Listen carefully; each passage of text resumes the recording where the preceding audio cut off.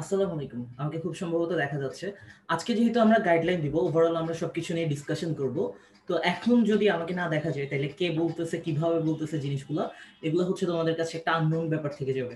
তো সেই হিসাবে চিন্তা করলাম যে না, একটু দেখানো তো দরকার। আমাকে দেখা দরকার। ঠিক আছে? সো ফার্স্ট অফ অল আমি তোমাদেরকে তোমাদের যত রকমের কোশ্চেন আছে সবগুলা হচ্ছে তোমরা এখানে কোশ্চেন করতে পারো। সমস্যা নেই, আমি চেষ্টা করব প্রত্যেকটারই একদম ভালোভাবে আনসার দিতে। ঠিক আছে? ওভারঅল তোমার এইচএসসি লেভেলে কি লাগবে কি লাগবে না, মানে তোমার যত রকমের কোশ্চেন আছে তোমার মধ্যে সবগুলা যে কোনো টাইমে তুমি করে ফেলতে পারো কোশ্চেনগুলো। আমি কমেন্টগুলো করে তোমাদেরকে আনসার দিচ্ছি। তো ফার্স্ট অফ অল আমি যদি বলি যে এইচএসসি তে আমি যদি 2021 ব্যাচকে আমি যদি একটু বলতে চাই কিছু, 2021 ব্যাচের জন্য দেখো তোমাদের কিন্তু টাইম এখন ডিসেম্বর চলে আসছে, আজকে 13 ডিসেম্বর। সবচেয়ে একটা মজার কথা হচ্ছে আমি যখন ইন্টার লেভেলে ছিলাম 2016 সালে, ঠিক আছে, 2016 সালে যখন আমি এইচএসসি তে ছিলাম তখন আমাদের দেখা গেছে যে এই 13 তারিখে, ডিসেম্বরের 13 তারিখে আমাদের টেস্ট পরীক্ষা শেষ এবং রেজাল্টও দিয়ে দিচ্ছে। ঠিক আছে, চিরাং কলেজে 2016 ব্যাচে। তো তখন দেখা গেছে যে আমরা মোটামুটি ওভারঅল আমরা এরপরে যখন রেজাল্ট দিয়ে ফেলছে তার এক সপ্তাহ একটু এদিক সেদিক করে এরপরে আমি ওভারঅল কি করলাম, পড়া শুরু করলাম। তো এরপরে আমাদের লাস্টে হচ্ছে আমরা পরীক্ষার পরে 3 মাস সময় পাইছি। 3 মাস সময়ের মধ্যে আমরা মোটামুটি ফার্স্ট পেপারে যে পড়াগুলো আমরা পড়ে আসি না, বা ফার্স্ট পেপারের অনেকে অনেক পড়া ভুলেও যায়, ঠিক আছে, তো আমরা যেহেতু ওগুলা পড়ছি বা কিছু জিনিস পড়ে আসি নাই, ঠিক আছে, অনেকগুলো কনসেপ্টের সমস্যা থাকে, তো ওই জিনিসগুলো সহ সবগুলা চেষ্টা করছি যে যাতে আমরা কাভার করে ফেলতে পারি লাস্টের 3 মাসে। তো এবার হিসাবটা একটু আলাদা, অনেকে অনেক কারণে পড়তে পারো নাই বা অনেক প্রবলেম হয়েছে, ঠিক আছে, আমাদের একটা মহামারী সিচুয়েশন চলে গেল মাঝখান থেকে বা এখনো যাচ্ছে। তো আমাদের তখন লকডাউনে ছিল, দেখা গেছে অনেকে পড়তে পারো নাই বা আদার্স অনেক কিছু। তো এই কারণে হচ্ছে কি আমাদের শিক্ষামন্ত্রী বললো যে 2 মাস এক্সটেন্ড করবে টাইমটা। ঠিক আছে, তো 2 মাস এক্সটেন্ড করুক টাইমটা, বা যতটুকু এক্সটেন্ড করুক, তোমাদের প্রিপারেশনটা কিন্তু গুছিয়ে ফেলতে হবে। ঠিক আছে, আর 2022-এ যারা আছো তারা চিন্তা করো, আজকে ডিসেম্বর মাসে বসে আছো, আরেক ডিসেম্বরে তোমার কিন্তু একদম সবকিছু কমপ্লিট, মানে তোমার ফার্স্ট পেপারে পড়া এখনো তুমি হয়তো অনেকে আছে এরকম পড়া শুরু করো নাই, কারণ ফার্স্ট ইয়ারকে আমরা ড্যাম কেয়ার হিসেবে চিন্তা করি, ফার্স্ট ইয়ার এতটা আমাদের পড়া লাগে না বা এরকম কিছু। কিন্তু লাস্টে আলটিমেটলি আমরা শেষে গিয়ে বুঝি যে না, আমরা তো একটা টাইম ওয়েস্ট করে চলে আসছি, এখন আমরা কি করবো। সো ওগুলা নিয়ে আমরা কনফিউজড থাকি। তো ওই কনফিউশন গুলাতে আমাদের থাকা যাবে না। সো এই ব্যাপারটা একটু খেয়াল রাখবা। ঠিক আছে? আর আমি একটু কমেন্ট গুলো পড়ি, তোমাদের যদি কোনো জায়গায় কোনো প্রবলেম থাকে আমাকে বলতে পারো, কোনো কিছু নিয়ে যদি কোনো জিজ্ঞাসা থাকে। আচ্ছা, এখন পর্যন্ত কেউ কোনো কোশ্চেন করো নাই। সো আমি একটা জিনিস বলে রাখি মাঝখানে, ফার্স্ট ইয়ারের টাইমটা আমাদের কেন চলে যায়, ঠিক আছে, ফার্স্ট ইয়ারে আমাদের টাইমটা বেশিরভাগেরই চলে যায়, আমারও গেছিল সেই হিসাবে বলতেছি, আমাদের ফার্স্ট ইয়ারের বেশিরভাগ টাইমটা চলে যায় টিচার সিলেকশন করতে করতে। আজকে ওর কাছে গিয়ে পড়লাম 2 দিন, পরশুদিন ওর কাছে গিয়ে পড়লাম 2 দিন, এরপরে 2 দিন পর আবার এর কাছে পড়লাম, 2 দিন পর ওর কাছে পড়লাম, এরকম করতে করতে দেখা যায় কি আলটিমেটলি আমাদের ফার্স্ট ইয়ার পুরোটাই শেষ। আমি যদি আমার কথা বলি, যেহেতু আমি একটা এইচএসসি লেভেলের স্টুডেন্ট হিসেবে এইচএসসি ক্রস করে আসছি, আমারও স্বাভাবিকভাবে সেই এক্সপিরিয়েন্স থাকার কথা। ঠিক আছে, ফার্স্টে দেখলাম যে কয়েকদিন পরে ভালো পড়ায়, কয়েকদিন না ভালো পড়ায়। আর আরেকটা ব্যাপার হচ্ছে কি, তোমাদের এই যে এখন যে আমি অনলাইন বসে কথা বলতেছি 2020 সালে, তো এরকম সুযোগ সুবিধাগুলো কিন্তু আমাদের টাইমে খুব কম ছিল। কারণ তুমি দেখবা যে যত ইউটিউব চ্যানেল, যত ভালো ভালো কন্টেন্ট গুলো আছে, এগুলো কিন্তু হচ্ছে তার পরবর্তী থেকে আপলোড করা, মানে হচ্ছে 2017 2018 থেকে। কিন্তু আমরা এইচএসসি তো দিচ্ছি 2017-তে। তাইলে এই ব্যাপারটা শিওর থাকো যে আমাদের সময় এরকম অনলাইনে পড়ালেখার ব্যাপারটা, ইভেন সত্যি কথা আমি নিজেই জানতাম না যে এরকম অনলাইনে পড়া যায়। তো এই ছিল ব্যাপারগুলো। তো তখন দেখা গেছে যে ওভারঅল আমাদের প্রিপারেশন গুলা গুছাইতে নিজেকেই এরকম ভাবে কি করতে হতো। আর ধরো যেসব স্যারগুলোর কাছে মোটামুটি পড়তো মানুষজন, তখন দেখা যেত কি মানে এতটা হেল্পফুল ছিল না টিচাররা। ঠিক আছে, তো তখন দেখা যেত যে আমাদের এগুলো নিয়ে ওভারঅল অনেক প্রবলেমই আমরা ফেস করতাম। ঠিক আছে, তো তোমাদের হচ্ছে ম্যাথ ছাড়াও অন্যান্য যে কোনো সাবজেক্ট, ঠিক আছে, আমি এটা হচ্ছে শুধু ম্যাথের জন্য না, যে কোনো সাবজেক্টে যে কোনো প্রবলেম আমার সাথে শেয়ার করতে পারো। ঠিক আছে, আচ্ছা, তো ফার্স্টে যে কোশ্চেনটা আমি পাইলাম, আম, সেটা হচ্ছে ত্রিকোণমিতির অঙ্কগুলা মনে থাকে না, কি করতে পারি? জোনায়েদ হাসান মারুফ। আমি ত্রিকোণমিতি নিয়ে অলরেডি হচ্ছে ক্লাস নিচ্ছি, ঠিক আছে, রানিং এখনো আমার ক্লাসগুলো। তো ত্রিকোণমিতি নিয়ে আমি টোটাল হচ্ছে 10টা লাইভ ক্লাস নিছি। হ্যাঁ, 10টা লাইভ ক্লাস নিছি, তুমি একটু কষ্ট করে ওই 10টা আগে দেখো।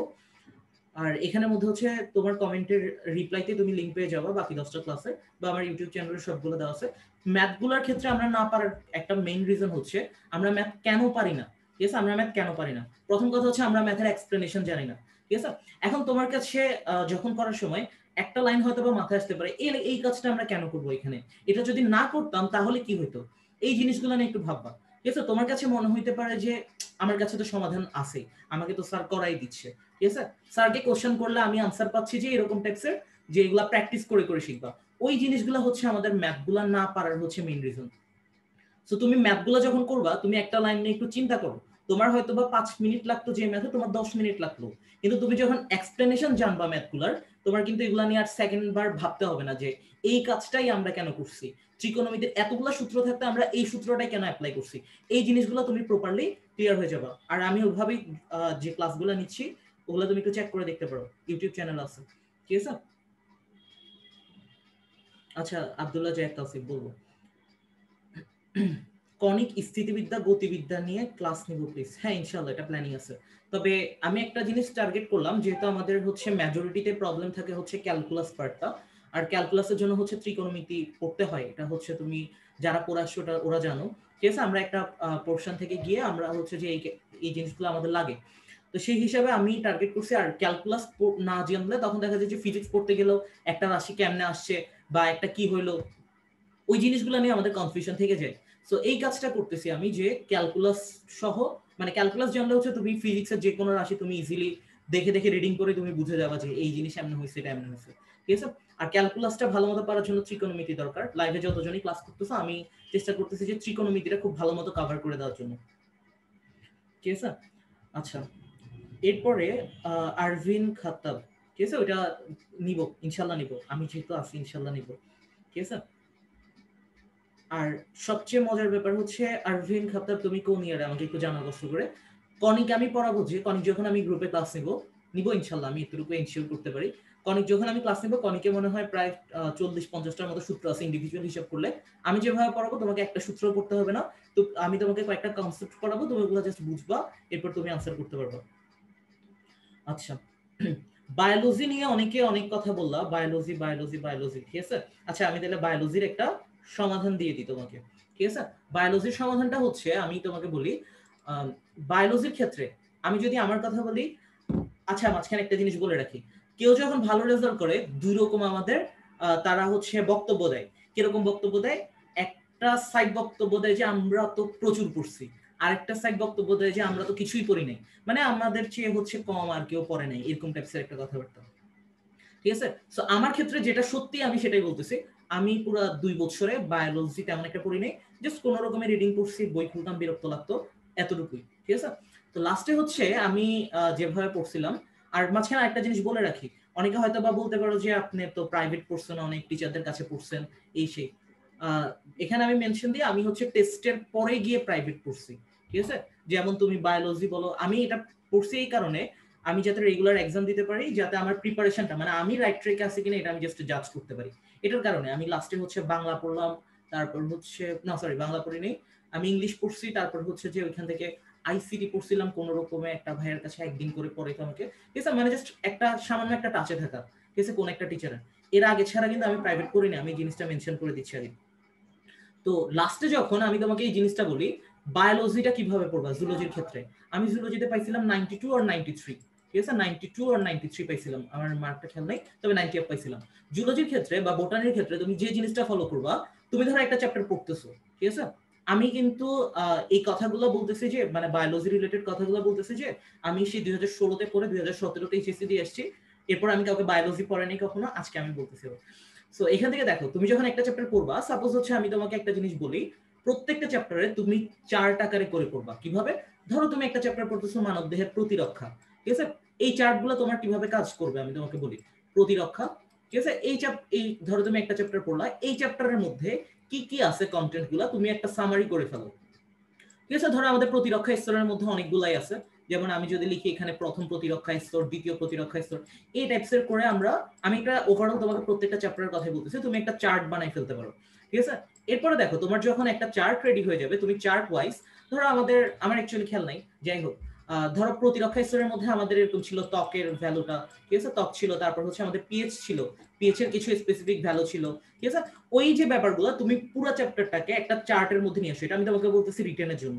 এটা রিটেনের মধ্যে এই কাজটা তুমি যখন করবা, ধরো তোমাকে একটা প্রশ্ন দিল, তোমাকে হচ্ছে তারপর হচ্ছে কাইটিন নামক বস্তু থেকে সামথিং এরকম কিছু একটা, ত্বক থেকে তোমাকে একটা সিকিউ দিল। ঠিক আছে? আমাদের বছর আসছিল 2017-তে চিরাং বোর্ডে।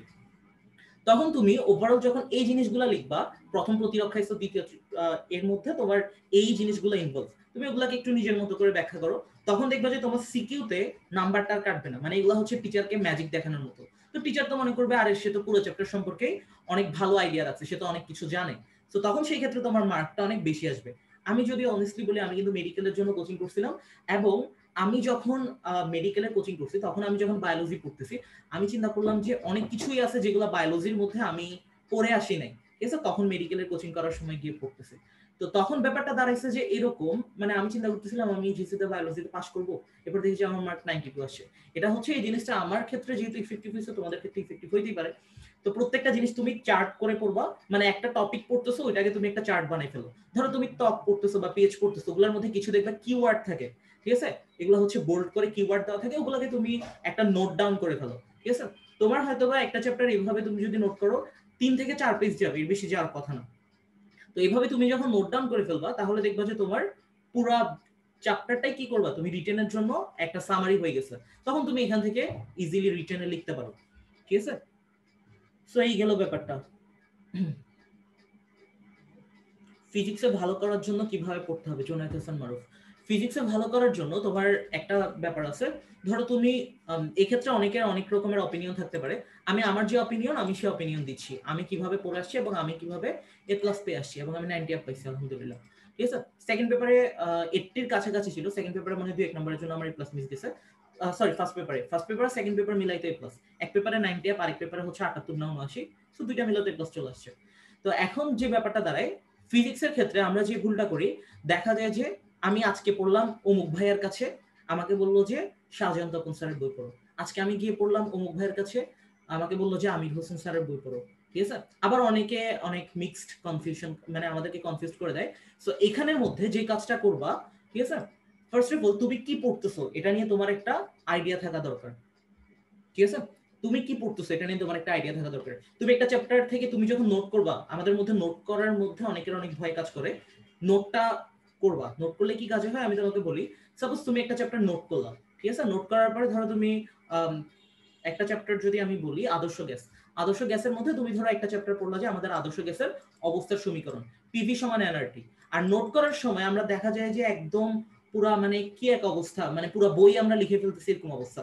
তো তখন আমাদের আলটিমেটলি ব্যাপারটা দ্বারা কি, আরে আমি এত কষ্ট করে নোট করতেছি, আমি যদি এটা সময় চলে যাচ্ছে, এটা এই টাইমটা যদি বাদ দিয়ে আমি যদি এগুলা পড়েই, তার চেয়ে আমার কাজে আসবে। কিন্তু লাস্টে পরীক্ষার টাইমে গিয়ে কি দেখা যায়, তুমি কোত্থেকে কি পড়ছো তুমি এই জিনিসটাই ভুলে যাওয়া, বুঝছো। তো তুমি এই জন্য এই জিনিসটা হচ্ছে যাতে না হয়, তুমি নোট করবা, ঠিক আছে। নোট করার অবভিয়াসলি অনেক দরকার আছে। আমার কাছে যারা পড়তেছে ওদেরকে আমি কন্টিনিউয়াসলি নোট করাচ্ছি যতটুকু না পড়তেছো। কারণ আমি তোমাকে একটা জিনিস বলি, ধরো প্রত্যেকটাকে তুমি কিওয়ার্ড দিয়ে দিয়ে লিখলা, ঠিক আছে, আদর্শ গ্যাসের অবস্থার সমীকরণ, তুমি পিভি সমান এনআরটি আছে এখানের মধ্যে, জাস্ট একদম শর্ট একটা নোট করবা। তোমাকে একদম বইয়ের লাইন লাইন বাই লাইন লিখতে হবে না। প্লাস যে যে জায়গায় সূত্রগুলো আছে ওগুলাকে তুমি একটা বক্স করলা, ঠিক আছে। তারপরে তোমার যে রিকোয়ার্ড চিত্রগুলো থাকবে, তুমি ওখানে চিত্রগুলো আঁকতে পারো, ঠিক আছে, নোট খাতার মধ্যে চিত্র আঁকলা। চিত্রের মধ্যে ধরো আমরা এখান থেকে হিসাব করলাম যে এটা হচ্ছে পি, দ্যাট মিনস হচ্ছে আরেকটা ব্যাপার হচ্ছে ফিজিক্সের ক্ষেত্রে, ধরো এই যে আমরা একটা সূত্র লিখতেছি, ঠিক আছে, এই সূত্রের মধ্যে কোনটা কি আমাদেরকে এই জিনিসগুলো জানতে হবে। তো এই জিনিসগুলো আমাদের খেয়াল রাখতে হবে, যেমন F = ma, ঠিক আছে, একটা সূত্র আমি তোমাকে বলতেছি, সূত্রটা তুমি টপিকটা পড়লা, ওভারঅল তুমি সেটাকে মার্ক করে রাখলা। সো F মানে হচ্ছে তুমি বলতে পারো F হচ্ছে ফোর্স, দ্যাট মিনস এটা হচ্ছে বল। তারপর m হচ্ছে মাস, মানে হচ্ছে ভর। তারপর a হচ্ছে কি অ্যাক্সিলারেশন, মানে হচ্ছে ত্বরণ। তুমি চিত্র ক্লিয়ার, তুমি হচ্ছে যে সূত্রটাও ক্লিয়ার, তোমার এখান থেকে আর কোনো রকমের কনফিউশন থাকবে না। ওভারঅল যখন তোমার পরীক্ষাতে ম্যাথগুলো আসবে, এখান থেকে ম্যাথ আসবে, অটোমেটিক তোমার মাথায় নক করবে যে এখান থেকে আমি এই সূত্রগুলো পড়ছিলাম। আর যখন বাসায় প্র্যাকটিস করবা ফিজিক্সের ক্ষেত্রে, বাসায় প্র্যাকটিস করার সময় তুমি একটা কাজ করবা, জাস্ট এখানে আমি তোমাকে দেখাই, ধরো তুমি একটা ম্যাথ করতেছো, ম্যাথ করার সময় তুমি ধরো ম্যাথের নাম্বার দিলে 1 নাম্বার ম্যাথ, তুমি এখানে একটা কলাম টেনে নিলা, তুমি এখানে জাস্ট তোমার ভ্যালু যেগুলো দেওয়া আছে এগুলো বসাইলা, দেন এখানে তুমি সূত্র বসাই ম্যাথ প্র্যাকটিস করে ফেলা। আর আমি ক্যালকুলেটরে একটা ক্লাস নিব, সেটা দিয়ে হচ্ছে তুমি একটা ম্যাথের বা এই যে ফিজিক্সের ক্ষেত্রে যে এমসিকিউ গুলো আসে, ঠিক আছে, বা ফিজিক্সের ম্যাথের লাইনগুলো, ইকুয়েশন গুলা তুমি হচ্ছে খুব অল্প সময়ের মধ্যে 7-8 সেকেন্ডের মধ্যে সলভ করে ফেলতে পারবা। সেটা হচ্ছে কেমিস্ট্রিতেও তোমার পরিমাণগত রসায়নের ক্ষেত্রে অনেক বেশি কাজ করবে, বা এরকম বড় বড় যে ইকুয়েশন গুলো আছে, ঠিক আছে। ফিজিক্সের ক্ষেত্রে তুমি এক একটা ক্যালকুলেশন 2 লাইন 3 লাইনের মধ্যে করে ফেলতে পারবা, ঠিক আছে। কারণ তুমি কত বড় করে ক্যালকুলেশন করতে পারতেছো এটার চেয়ে তুমি কত ইফিশিয়েন্টলি কত দ্রুত ক্যালকুলেশন করতে পারতেছো সেটা হচ্ছে বড় কথা। আর আমরা যতই পড়ি দেখবো যে পরীক্ষাতে এরকম দুই একটা আননোন কোশ্চেন থেকেই যায়। সো আমাদের ওভারঅল তখন আমাদের ওগুলার পিছনেও তো একটু টাইম দিতে হয়, তাই না? সো এইভাবে তুমি ফিজিক্সের যেসব ম্যাথগুলো আছে এগুলো তুমি প্র্যাকটিসে নিয়ে আসতে পারো। তারপর হচ্ছে মেহেরিন নিহা, ম্যাথের এমসিকিউতে প্রবলেম হয়। ম্যাথের এমসিকিউ নিয়ে টেনশন করো না, আমি অলরেডি যে ক্লাসগুলো নিছি, লাইভ ক্লাস হচ্ছে 1, লাইভ ক্লাস 2, লাইভ ক্লাস 3 দেখে নাও। আর বাকিগুলা হচ্ছে আমি রিসেন্টলি শুরু করব, যতটুকু পসিবল আমি কভার করে দিব ম্যাথের এমসিকিউটা। সাদ হাসান, বায়োলজি আর বাংলা সেকেন্ড ইজিলি শেষ করার ওয়েটা বলেন, আর বাংলা সেকেন্ড কোন বই ফলো করবো? হ্যাঁ, বাংলা সেকেন্ডের ক্ষেত্রে বাংলা সেকেন্ড হচ্ছে স্রেফ এক সপ্তাহ পড়া। আমি বাংলা সেকেন্ড এক সপ্তাহ পড়ছি এবং A+ পেয়ে আসছি 87। বাংলা সেকেন্ডের জন্য যে কাজটা করবা, বাংলা সেকেন্ড ওয়েট, হ্যাঁ বাংলা সেকেন্ডের জন্য যে কাজটা করবা, বাংলা সেকেন্ড যখন পড়বা এই জিনিসটা খেয়াল রাখবা, ঠিক আছে? বাংলা সেকেন্ডে দেখবা যে তোমার এক একটা, আমি যদি ফার্স্টে ব্যাকরণ অংশের কথা বলি, ব্যাকরণ অংশের মধ্যে তুমি দেখবা যে তোমার এক একটা কোশ্চেন থাকে বর্ণনামূলক কোশ্চেন, আর একটা থাকে অথবা, ঠিক আছে? তো অথবা থাকে, একটা থাকে বর্ণনামূলক কোশ্চেন, একটা থাকে অথবা। তো তুমি এখান থেকে যদি বর্ণনামূলক কোশ্চেনটা লিখতে যাও, মার্ক তো থাকে 5 একটার। তো তুমি যখন এই বর্ণনামূলক কোশ্চেনগুলো তুমি দেখবা যে যখন তুমি আনসার করতে যাবা, অনেক ক্ষেত্রে তুমি 5-5 পাবা না, অনেক ক্ষেত্রে তোমার পরীক্ষাতে এগুলো কমন পড়বে না, তখন দেখা যাবে যে এখানে তোমার একটা মানে লিখতে আনসার করতে অনেক সমস্যা হতে পারে। তো তুমি একটা কাজ করতে পারো, তুমি অথবাগুলা শিখবা সবগুলা। অথবাটা শিখলে তোমার যেরকম টাইম সেভ হবে, এরকম তোমার মার্ক পাওয়াটাও কি হবে, অনেক এনশিওর হবে। সাপোজ হচ্ছে বানান বানান আছে আমাদের, তারপর হচ্ছে উচ্চারণ আছে, তারপর হচ্ছে বাক্য শুদ্ধকরণ আছে, ওগুলা লিখলেই তো বেটার। আচ্ছা, ওগুলাতে তোমার টাইম অনেক সেভ হয়ে যাচ্ছে না? তো তোমার এত বড় বড় কোশ্চেন গুলো পড়ার দরকার আছে নাকি? ঠিক আছে। আর এটার জন্য তুমি ফলো করতে পারো হায়াত মাহমুদের বইটা, যেটা আমি পড়ে আসছি, অ্যাশ কালারের অনেক বড় একটা বই আছে, ঠিক আছে? তো এখানের মধ্যে তুমি বাংলা সেকেন্ড পেপারটা অথবা গুলা দিয়ে প্রিপারেশন নিতে পারো। একটা জায়গায় গিয়ে একটু সমস্যা বাঁধাবা, সেটা হচ্ছে একটা হচ্ছে সমাস, আর আরেকটা হচ্ছে প্রকৃতি প্রত্যয়, ঠিক আছে?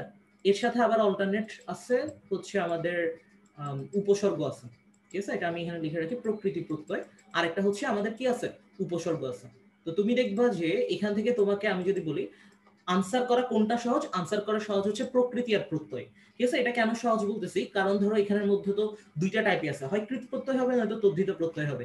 এখন তোমার কাছে মনে হইতে পারে যে এগুলো তো ভেঙে ভেঙে করাটা অনেক কঠিন, ঠিক আছে? প্রকৃতি প্রত্যয় ভেঙে ভেঙে করাটা অনেক কঠিন। তাহলে আমরা সেই ক্ষেত্রে কি করতে পারি? সেই ক্ষেত্রে আমি একটা সাজেশন তোমাকে দিতে পারি। একটা পেজ নিবা, ঠিক আছে? পেজ নিয়ে তুমি একটা কাজ করবে, তোমার প্রিভিয়াস ইয়ারে বোর্ড পরীক্ষাতে যেগুলো আছে ওগুলো পড়লে তোমার হচ্ছে, ঠিক আছে? হায়াত মাহমুদের বইতে দেখবে অনেক সুন্দর করে আগের বছরের বোর্ড প্রশ্নগুলো দেওয়া আছে। কৃত প্রত্যয়গুলো আমাদের সাধারণত একটু কঠিন লাগে, ঠিক আছে? ধরো হচ্ছে আমরা এরকম আমি যেভাবে ম্যাথগুলো পড়াই, এক একটা ক্লাস্টারের মধ্যে সবগুলো একই রকমের ম্যাথ। ধরো সামহাও একটা আমাদের যে কোনো একটা প্রত্যয় যোগে একটা হচ্ছে আমাদের এভাবে গঠিত হয়েছে। তো আমরা একটা কাজ করব যে কৃত প্রত্যয়গুলা সবগুলো আমরা নোট ডাউন করে ফেলবো, ঠিক আছে? জাস্ট কৃত প্রত্যয় কোনটা দিয়ে কোনটা হয়েছে একটা জাস্ট তুমি উপরে লিখবা, এই প্রত্যয় যোগে হয়েছে, দেন তুমি ওটা দিয়ে পুরোপুরি তুমি লিখে ফেলবা যে হ্যাঁ এগুলা থেকে প্রিভিয়াস ইয়ারে এগুলো এগুলো আসছিল। সো কৃত প্রত্যয়গুলো আমাদের গুছানো হয়ে যাবে। আর তাহলে তদ্ধিত প্রত্যয় কি হবে, বইতে যা আছে তা তদ্ধিত প্রত্যয়। সো আমি জিনিসটা এভাবে মাথায় রাখতাম, পরীক্ষাতে যখন একটা প্রশ্ন দেখতাম, দেখে আমার মাথায় এটা আসতো প্রথমে যে এটা তো আমার নোট থেকে আসছে, ঠিক আছে? এটা আমার নোট থেকে আসছে, দ্যাট মিনস এটা কৃত প্রত্যয়, এটা নিয়ে আর কোনো টেনশন করার কিছু নেই। আর আসে নাই, দ্যাট মিনস হচ্ছে সেটা তদ্ধিত প্রত্যয়, ঠিক আছে? তো আমি দুই জায়গা থেকে পড়তাম যাতে আমার এই জিনিসটা মাথায় থাকে। তো এই গেল ব্যাপারটা। আর পারিভাষিক শব্দ নিয়ে, আচ্ছা আরেকটা জিনিস বলে রাখি এখানে, সমাজটা অনেকের কাছে হয়তো বা কঠিন লাগে, কঠিন লাগলে বাদ দিতে পারো। দেন হচ্ছে তুমি এখান থেকে উপসর্গের যে কোশ্চেন গুলো থাকে, যেমন উপসর্গের অর্থবাচকতা নিয়ে কিন্তু অর্থবোধকতা আছে, এই টাইপসের কিছু কোশ্চেন থাকে, ওই কোশ্চেন গুলো পড়ে ফেলতে পারো। ওগুলা যদি পড়ো তাহলে তোমার ওইখান থেকেও কি হচ্ছে, কমন আসতেছে। সো এটা তুমি একটা সেফ জোনে যেতে পারো। এই কথাগুলো হচ্ছে তুমি যখন বাংলা কোনো টিচারের কাছে প্রাইভেট পড়তে যাওয়া, তখন হচ্ছে টিচার তোমাকে কিন্তু এই কথাগুলো বলবে না, না বললে তো তারই লাভ, মাস শেষে একটা পেমেন্ট পাবে। আমি এখানে বলে রাখি, ধরো প্রাইভেট পড়ানোর যে ব্যাপারটা, আমি নিজেও পড়াচ্ছি সেই হিসাবে বলি, প্রাইভেট পড়ানোর যে ব্যাপারটা সেটা হচ্ছে যে ধরো আমি একজনকে পড়াচ্ছি, তো ধরো তুমি একটা চ্যাপ্টারের কথা আমি যদি তোমাকে বলি, ধরো একটা হচ্ছে ম্যাট্রিক্স, ঠিক আছে? ম্যাট্রিক্স হচ্ছে কি, ধরো একটা তোমাদের চ্যাপ্টার, তোমাদের কাছে মনে হতে পারে ম্যাট্রিক্স অনেক সহজ, ঠিক আছে? অনেকের কাছে সহজ মনে হতে পারে, আবার অনেককে দেখছি এরকম ম্যাট্রিক্স বুঝে না। যাই হোক, আমি উদাহরণ দেওয়ার জন্য ম্যাট্রিক্সটা ধরে নিলাম। এখন ধরো ম্যাট্রিক্স তোমার পরীক্ষাতে আসছে, সিলেবাসও আছে, ঠিক আছে? তো তুমি একটা কাজ করতে পারো, তুমি ধরো কারো কাছে প্রাইভেট পড়তে গেলা, এখন ধরো ম্যাট্রিক্স কি তোমার এখানেই শেষ? এখানে তো শেষ না, ম্যাট্রিক্স তো অনার্স লেভেলে অনেক পড়া আছে। ম্যাথে যারা অনার্স পড়ে, তারপর হচ্ছে আমাদের তো প্রত্যেক সেমিস্টারে ম্যাথ আছে ইঞ্জিনিয়ারিং এ। সো ম্যাট্রিক্স নিয়ে যারা পড়তেছে, ঠিক আছে, ম্যাট্রিক্স সাবজেক্টটা যারা পড়তেছে, তো ম্যাট্রিক্স হচ্ছে তুমি দেখবা যে একটা প্রায় সাবজেক্ট আকারে, মানে আমাদের যখন একটা কোর্স ছিল তার অর্ধেকই হচ্ছে একটা পোর্শনে ছিল ম্যাট্রিক্স। তো স্বাভাবিকভাবে তোমরা এইচএসসি লেভেলে যে ম্যাট্রিক্স পড়াচ্ছ তার চেয়ে একটু কঠিন কঠিন জিনিস আমাদেরকে শেখাবে, এই ব্যাপারটা তো সবাই শিওর, তাই না? তো ম্যাট্রিক্স আমাদেরকে হচ্ছে আরেকটু কঠিন লেভেলে পড়াবে। তো এই পড়াগুলো তো আমি পড়ে আসছি আমার ভার্সিটিতে, তো আমি চাইলে তোমাদেরকে এগুলো পড়াইতে পারি না? অবভিয়াসলি পড়াইতে পারি। তো এটা পড়াইলে কি সুবিধাটা, এটা পড়াইলে সুবিধাটা হচ্ছে তোমার যখন এগুলো নোট করবা বা তুমি যখন ক্লাসে করবা, তুমি যখন কলেজে যাবা বা তুমি যখন কোনো ফ্রেন্ডের সাথে দেখা করবা, সামহাও সে খাতাটা দেখলো, এরকম হয়, দেখে। তো দেখার পর তোমাকে জিজ্ঞেস করবে যে এটা কে পড়াইছে, ঠিক আছে? তো তুমি বললা যে অমুক ভাইয়া পড়াইছে আমাকে। তো তোমার কাছে মনে হইতে পারে যে আরে উনি তো অনেক বেশি পড়াচ্ছে, আমার স্যার তো মনে হয় আমাকে তেমন একটা পড়াচ্ছে না, ঠিক আছে? কিন্তু এগুলো কিন্তু তোমার এইচএসসি এর মধ্যে সিলেবাসে না, ঠিক আছে? এগুলো তোমার এইচএসসি সিলেবাসে নাই। তো কি করলো সেই ভাইয়া, তোমাকে এই ভার্সিটি লেভেলের অনার্স লেভেলের পড়া পড়াই দিল। তো এটা দিয়ে হচ্ছে তার একটা প্রচার হয়ে গেল, সে তো অনেক কিছু পড়ায়, অনেক হায়ার লেভেলের পড়াও পড়ায়, ঠিক আছে? তো দেখা গেল যে ওই জিনিসগুলো তোমার এইচএসসি সিলেবাসে নাই, প্লাস তোমার অ্যাডমিশনও লাগে না। তো এগুলো পড়াইছে, তোমার কাছে মনে হচ্ছে যে আর অনেক কিছু পড়াইতেছে, চল ওই ভাইয়ের কাছে পড়তে যাই। তো এটা এখান থেকেই হচ্ছে মেইনলি আমাদের প্রাইভেট পড়া থেকে ইন্টার লেভেলে উঠে এই ব্যাপারটা বেশি হয়। কারণ 2 দিন ওই স্যারের কাছে 2 দিন ওই স্যারের কাছে ট্রাই করি, নিজে নিজে পড়ো বাসায়, আর কিছু লাগবে না, ঠিক আছে? আর এখন তো হচ্ছে অনলাইনে অনেক ভালো ভালো কন্টেন্ট পাওয়া যায়। আমি পড়াচ্ছি তাও কেন আমি কথাটা বললাম, ঠিক আছে? কারণ এটাই হয়, এটাই দেখে আসতেছি। তো এই জন্য হচ্ছে আমাদের প্রাইভেট পড়ার যে মানে টেন্ডেন্সিটা, ওইখান থেকে আমাদেরকে একটু সরে আসতে হবে। আমি নিজেও পড়াচ্ছি, কারণ আমি নিজে কিন্তু কারোর কাছে পড়ি নাই, ঠিক আছে? তেমন কারোর কাছে পড়ি নাই প্রাইভেট। তো ব্যাপারটা হচ্ছে যেমন আমি টেস্টের পরে হচ্ছে একটা কোচিং এ মডেল টেস্ট দিছি, আর একটা স্যারের কাছে হচ্ছে টুকটাক আমার যেগুলো সমস্যা আছে ওগুলো আমি ক্লিয়ার করে নিছি। আর 2 বছরে আমি কারোর কাছে ম্যাথ করিনি, ঠিক আছে? ইভেন ফিজিক্সও পড়িনি। দেন এরপর বলো, সো আমাদের এই কাজগুলো করা যাবে না, ঠিক আছে? আমাদের অনার্স লেভেলে পড়া নিয়ে আমাদের এখন চিন্তিত হওয়ার কিছু নাই। আমাদের এইচএসসি লেভেলের সিলেবাস দেওয়া আছে। আচ্ছা, এইচএসসি সিলেবাস কোথায় পাবো? বই খুলবা, বই খুললে দেখবা যে পাঠ্যসূচি লেখা থাকে অনেক সুন্দর করে, ঠিক আছে? ওইটাই হচ্ছে তোমার সিলেবাস। আচ্ছা, তাহলে হচ্ছে তোমার সাদ হোসেনের বায়োলজি আর বাংলা সেকেন্ডের বায়োলজির ব্যাপারটা আমি তো বলে দিছি অলরেডি, ঠিক আছে? বাংলা সেকেন্ডের বইটাও বললাম। কেমিস্ট্রি এমসিকিউ গুলো এত হার্ড কেন? এগুলোর জন্য কি করতে পারি? কেমিস্ট্রি আমি হচ্ছে বোর্ড কোশ্চেন গুলো সলভ করতাম। আমাদের সময় দেখবা যে বোর্ড কোশ্চেন গুলো সলভ করলে চলে আসতো, ঠিক আছে? মানে তুমি ধরো বোর্ড কোশ্চেন গুলো দিয়ে কিন্তু তোমার একটা হিন্টস দেওয়া থাকে। ধরো তোমার একটা টপিক থেকে প্রশ্ন আসতো, ঠিক আছে? ওই টপিক থেকে দেখবা যে বারবার আসবে প্রশ্ন, ঠিক আছে? আমি একটা সাজেশন দিব তোমাদেরকে, আমার এটা কাজ চলতেছে সাজেশনটা ম্যাথের ক্ষেত্রে, আমি তোমাকে এটা দেখাবো। যে দেখবা যে চিরাং বোর্ডে যেরকম ম্যাথগুলো থেকে আসে, আমি তোমাকে, আমার বইটা তো পাবলিশ হয়ে যাবে আগামী 2-1 মাসের মধ্যে আশা করি। যে ম্যাথগুলো থেকে তোমার ধরো প্রশ্ন আসছে, আমি তো ম্যাথগুলো ক্লাস্টার বেসড করাই। ধরো ক্লাস্টার 1 থেকে তোমার একটা প্রশ্ন আসলো চিটাং বোর্ডে, ঠিক আছে? ক্লাস্টার 1 থেকে চিটাং বোর্ডে একটা প্রশ্ন আসছে, তুমি একটু মিলাও, দেখবা যে তোমার 2017 তো সৃজনশীল আসছে, 2018 তো আসছে, 2019 আসছে। ক্ষেত্র বিশেষে সামান্য একটু ব্যতিক্রম হয়, কিন্তু এই জিনিসটা সাধারণত ফলো করে, কারণ যে টপিক ইম্পর্টেন্ট সেটা তো সবসময়ের জন্য ইম্পর্টেন্ট, তাই না? তুমি তো এটা বলতে পারো না, যেমন আমাদের এখানের মধ্যে ভেক্টর যতটা না ইম্পর্টেন্ট ম্যাথের ক্ষেত্রে, ক্যালকুলাসও তার চেয়ে বেশি ইম্পর্টেন্ট। সো যেটা ইম্পর্টেন্ট সেটা তো তোমাকে ইম্পর্টেন্ট বলতেই হবে, ঠিক আছে? সো এই জিনিসটা একটু ফলো করবা। মানে তোমার যে টপিক থেকে প্রশ্ন আসছে অ্যাটলিস্ট তুমি তো এটা বুঝবা, তোমার জৈব রসায়নের এই টপিক থেকে প্রশ্ন আসছে, বা তোমার হচ্ছে কেপিকেসির এই টপিক থেকে প্রশ্ন আসছে, ওই টপিকটা তুমি পড়ে ফেলো। আর এমসিকিউর জন্য কেমিস্ট্রিতে হচ্ছে হাজারি স্যারের বইটা বেটার, ওইখান থেকে দেখবা যে অনেক কোশ্চেন আসে। সামজিদা শারমিন, ক্লিয়ার হয়েছে কিনা আমাকে একটু জানায় যাদের কোশ্চেনগুলোর আনসার দিচ্ছি। কেমিস্ট্রি কিভাবে ভালোভাবে পড়া যায়? ফিজিক্সের কনসেপ্ট এন্ড ম্যাথগুলো কিভাবে ভালো করা উচিত? ফিজিক্সেরটা তো আমি বললাম অলরেডি, ঠিক আছে? ফিজিক্সের কনসেপ্ট আর ম্যাথগুলা, ও ম্যাথগুলা হচ্ছে তুমি, তোমাকে হচ্ছে একটা চ্যাপ্টার পড়লা, তুমি একটা চ্যাপ্টার সামারি করলা, সামারি করার পরে তুমি দেখলা কি ওভারঅল তোমার এখান থেকে এখন কিন্তু ম্যাথ প্র্যাকটিস করা দরকার, কারণ তুমি থিওরি যতই পড়ো তোমার কিন্তু ওইভাবে আয়ত্তে আসবে না ব্যাপারগুলো। তো তুমি হচ্ছে দেখবা যে অনেকগুলা বই আছে, যেমন আমি যদি বলি, আমি ফলো করতাম হচ্ছে মেট্রো পাবলিকেশনস এর বইয়ের পাঞ্জিরি যে বড় একটা গাইড আছে ওইটা, ওইখানে হচ্ছে যে তোমার প্রত্যেকটা চ্যাপ্টার বেসড, আমি ওদের বিজ্ঞাপন করতেছি না, প্রত্যেকটা চ্যাপ্টার বেসড কোশ্চেন গুলো দেওয়া থাকে। সো তখন তুমি দেখা যাবে যে ওগুলো যখন তুমি পড়বা, তখন বা তুমি যখন সলভ করবা আটকাবা, তারপর মানে সলভ করার চেষ্টা করবো, যেখানে আটকাবা সেগুলো হচ্ছে তুমি যার যার কাছে পড়ো তার কাছে সলভ করে দিবে, ঠিক আছে? সো তোমার কিন্তু ফিজিক্সের ক্ষেত্রে তুমি থিওরিটা যেভাবেই পড়ো, কিন্তু তোমার হচ্ছে ম্যাথগুলো খুব ভালো মতো প্র্যাকটিস করা লাগবে। সো তুমি এখানে দেখো, তুমি থিওরি পড়লা, ধরো একটা থিওরি পড়লা এই বই থেকে, আরেকটা থিওরি পড়লা ওই বই থেকে, আরেকটা থিওরি পড়লা এই বই থেকে, লাস্টে ওভারঅল কি ব্যাপারটা দাঁড়ালো? তুমি পরীক্ষার আগে বন্ধ পাবা 1 দিন 2 দিন 3 দিন, তুমি 2-3 দিন বন্ধে কোনটা কোত্থেকে পড়ছো তুমি তো পরীক্ষার টেনশনে সব ভুলে যাবো। সো এই জন্য নোট করার দরকার আছে, অ্যাটলিস্ট পরীক্ষার আগের দিনের জন্য হইলো। আমি যখন অ্যাডমিশন টেস্ট দিছি তখন হচ্ছে আমি ওভারঅল যে নোট করে রাখছি ওইটাই পড়ে চলে গেছি, এইচএসসি নোট আর অ্যাডমিশনের নোট পড়েই তো চলে গেছি, পরীক্ষা তো দিতে পারছি, ঠিক আছে, সমস্যা নেই। এইচএসসি ফিজিক্স কেমিস্ট্রি সিকিউর জন্য বোর্ড কোশ্চেনগুলো সলভ করতে হবে। আচ্ছা, এইচএসসির নাবিল আক্তার, এইচএসসির ফিজিক্স কেমিস্ট্রি আর সিকিউর, ফিজিক্স কেমিস্ট্রি সিকিউরের জন্য বোর্ড কোশ্চেনগুলো সলভ করতে হবে কিনা? হ্যাঁ, বোর্ড কোশ্চেন সলভ করা অবভিয়াসলি দরকার আছে, কারণ বোর্ডে কোন কোন জায়গা থেকে প্রশ্ন হয় ওগুলো কিন্তু তুমি একটা আইডিয়া পেয়ে যাবা। সাপোজ হচ্ছে তুমি দেখবা চিটাং বোর্ডে, আমি চিটাং বোর্ডের কথাটা বলি, ফিজিক্সে হচ্ছে তুমি দেখবা তাপগতিবিদ্যা থেকে প্রতি বছর একটা কোশ্চেন থাকে, ঠিক আছে, এবং কার্নো ইঞ্জিন থেকেই দেয়, আগে প্রত্যেকবারই দিত, একবার 2015, 16, 17 দেখবা সবগুলো কার্নো ইঞ্জিন থেকে প্রশ্ন আসছে।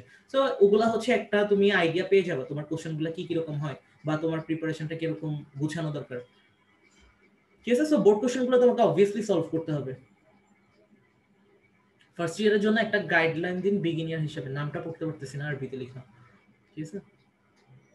আচ্ছা, ফার্স্ট ইয়ারের জন্য, ফার্স্ট ইয়ার মানে হচ্ছে এইচএসসি 2022। এইচএসসি 2022 এর কথা যদি বলি, ফার্স্ট ইয়ার সেকেন্ড ইয়ার মিলে যা পড়বা সেটা হচ্ছে তোমার বোনাস পড়া, আর তুমি যে টেস্টের পর যা পড়বা ওটা কিন্তু তোমার রেজাল্টে আসবে, ঠিক আছে। এটা এট এ টাইম হচ্ছে তোমার 21-এর জন্য হেল্প করবে। এই কথাটা কেন বলতেছি এটা তুমি একটু খেয়াল করো। আচ্ছা, এই ব্যাপারটা একটু খেয়াল করো, কারণ তুমি ধরো 2 বছরে পড়লা, অনেক ভালো মতো পড়লা, টেস্টের পর ব্যাপারগুলোকে তুমি রিভিশন দিলা না বা তুমি পড়লা না ঠিকঠাক মতো, তো ওভারঅল লাস্টে গিয়ে দেখা যাবে তোমার আর ব্যাপারগুলো মনে নাই। আরো একটা ব্যাপার হইতে পারে, তুমি 2 বছরে পড়ো নাই কিন্তু টেস্টের পর পড়ো নাই, তাহলে তো তুমি অবভিয়াসলি রেজাল্ট খারাপ করবে। তুমি পুরো 1-1.5 বছর যা আছে এটা তো তুমি পড়লা না, দেন হচ্ছে তুমি টেস্টের পরে একটু পড়ো সিরিয়াসলি। যেমন আমার কথা যদি আমি বলি, আমি কতক্ষণ করে পড়তাম, আমি ফার্স্ট ইয়ারে হচ্ছে 3-4 ঘন্টা করে পড়ছি পার ডে, ঠিক আছে। বা অনেক সময় আমি পড়িও না, এরকম গেছে পুরো সপ্তাহ গেছে পড়িনি, লাস্টে হচ্ছে টেস্টের পর একটু কষ্ট করছি, ঠিক আছে, কারণ টেস্টের পর যদি কষ্ট না করতাম তাহলে তো রেজাল্ট আসতো না। টেস্টের পর হচ্ছে আমি পার ডে 14-15 ঘন্টা করে পড়ছি, ঠিক আছে। আর এর আগে হচ্ছে আমি পড়িও না, এরকম দিন গেছে, কারণ তখন আমার মাথায় একটা জিনিস কাজ করতো যে কলেজ স্কুল থেকে পড়ে আসছি, চিটাং কলেজে পড়তেছি, এখন যদি আমি এইচএসসি তে রেজাল্টটা খারাপ করি তাইলে হচ্ছে আমার মোটামুটি সবকিছু শেষ এখানের মধ্যেই, ঠিক আছে। কারণ ওভারঅল দেখবা যে এখন হয়তো বা যারা বুঝতেছো না, তখন দেখবা আমার এরকম অনেক ফ্রেন্ড আছে, আমার তো হচ্ছে অনেক হাই লেভেলে পড়ার ইচ্ছা ছিল মেডিকেলে, সো লাস্টে দেখা গেছে যে আমি তো সিউতে পড়তেছি এখন, তো যাই হোক, আল্লাহ যেখানে রাখছে সেটা ভালোর জন্যই করে। তো দেখা গেছে যে আমার এরকম অনেক ফ্রেন্ড ছিল যাদের সিউতে পড়ার অনেক ড্রিম ছিল, ঠিক আছে। তো ওভারঅল দেখা গেছে যখন তারা সিউতে চান্স পায় নাই বা তাদের এইচএসসি রেজাল্ট খারাপ হয়েছে, আর এইচএসসি রেজাল্টের উপর বেস করে তো সবকিছু দেখতেছই, বা সিনিয়র তোমার ফ্যামিলির মধ্যে কেউ থাকলে সেটাও দেখতে পারো, সেটা সবচেয়ে বেস্ট এক্সাম্পল হয় আমার চেয়েও। তো পুরো ব্যাপারটা যেটা দাঁড়ায় সেটা হচ্ছে যে যখন সে চান্স পায় নাই, এখনো তাদেরকে যদি ঘুরতে যেতে বলি তারা যায় না, ঠিক আছে। ওই খারাপ লাগার জায়গাটা হচ্ছে ওইখানেই থাকবে, মানে যখন দেখবে যে তোমার আশপাশে ফ্রেন্ড গুলো অনেক ভালো ভালো জায়গায় চান্স পাচ্ছে, তখন দেখবে অনেক বেশি রকমের কষ্ট লাগবে, ঠিক আছে। তো এই ব্যাপারটা একটু খেয়াল রাখবা। ফিজিক্সের জন্য মেইন বইয়ের পাশাপাশি যদি মেইন বই আমাকে সাজেস্ট করতে বলো কোন বইটা পড়া উচিত, আমি অবভিয়াসলি বলবো শাহজাহান তপন স্যারের বইটা, কারণ হচ্ছে ওইখানের মধ্যে তুমি যে থিওরিগুলো আছে ওগুলো তুমি খুব ইজিলি বুঝে যাবে, ঠিক আছে। আমি পড়তাম হচ্ছে আমি প্রামাণিকের বই, তারপর হচ্ছে আমির হোসেন স্যারের বই, তোফাজ্জল স্যারের বই, তপন স্যারের বই, আর আমির হোসেন, এইগুলো পড়তাম আর টোটাল 4-5টা মিলে। আর আরেকটা হচ্ছে গিয়াস স্যারের যে বইটা ছিল মেট্রো পাবলিকেশনস খুব সম্ভবত। আমি এগুলো পড়তাম না, আমি দেখতাম যে কোন জায়গায় কোন জিনিসটা সহজ করে লেখা, ঠিক আছে। যে জায়গাটা সহজ করে লেখা ওইখান থেকে আমি নোট করে ফেলতাম, নোট করে দেন আমি আমার নোট থেকে পড়তাম। তোমাকে এতগুলা বই আমি কিনতে বলতেছি না, তুমি জাস্ট হচ্ছে তপন স্যারের বইটা পড়ো, মোটামুটি ভালো করতে পারবা। আর ম্যাথের জন্য তো হচ্ছে তুমি যে কোনো একটা অনেক গাণিতিক পদার্থবিজ্ঞান বই তো আছে, ঠিক আছে, ওগুলো তুমি সলভ করলে তোমার জন্য অনেক বেটার হবে।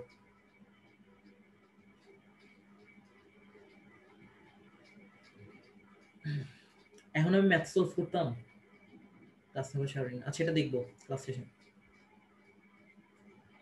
আচ্ছা, বাংলা সেকেন্ড ইয়ারের ব্যাপারে যদি আরেকটু সামান্য বলতে যাই, দেখবা যে পারিভাষিক শব্দ নিয়ে আমরা অনেক অনেক ঝামেলার মধ্যে পড়ি। তুমি বিগত 10 বছরের কোশ্চেন পড়ো পারিভাষিক শব্দ, 2010 থেকে তুমি একটা কাজ করো, 2010 বা 2009 থেকে 2019 পর্যন্ত যে বোর্ড কোশ্চেন গুলো হয়েছে, ঠিক আছে, তুমি যখন বই খুলবা দেখবা যে পারিভাষিক শব্দ বোর্ডে আসছে অনেক, সে 98 সাল না 88 সাল থেকে বোর্ড কোশ্চেন সব দিয়ে রাখছে, ঠিক আছে। তুমি জাস্ট লাস্ট 10 বছরে পড়ো, মোটামুটি তুমি 8টা আনসার করতে, হয়তো 8টা নাকি 10টা আনসার করতে হয়, 10টা তুমি কমন পাবো, ঠিক আছে। আর পারিভাষিক শব্দ তো তোমার মাস্ট আনসার করতে হবে। তুমি দেখো ব্যাকরণ পার্টের মধ্যে 30 আর পারিভাষিক শব্দ 10 সহ তুমি যদি 40 কনফার্ম করে ফেলতে পারো, তাহলে কিন্তু তোমার ওইখানে রিটেনে তোমার প্রেশারটা কমে যাচ্ছে।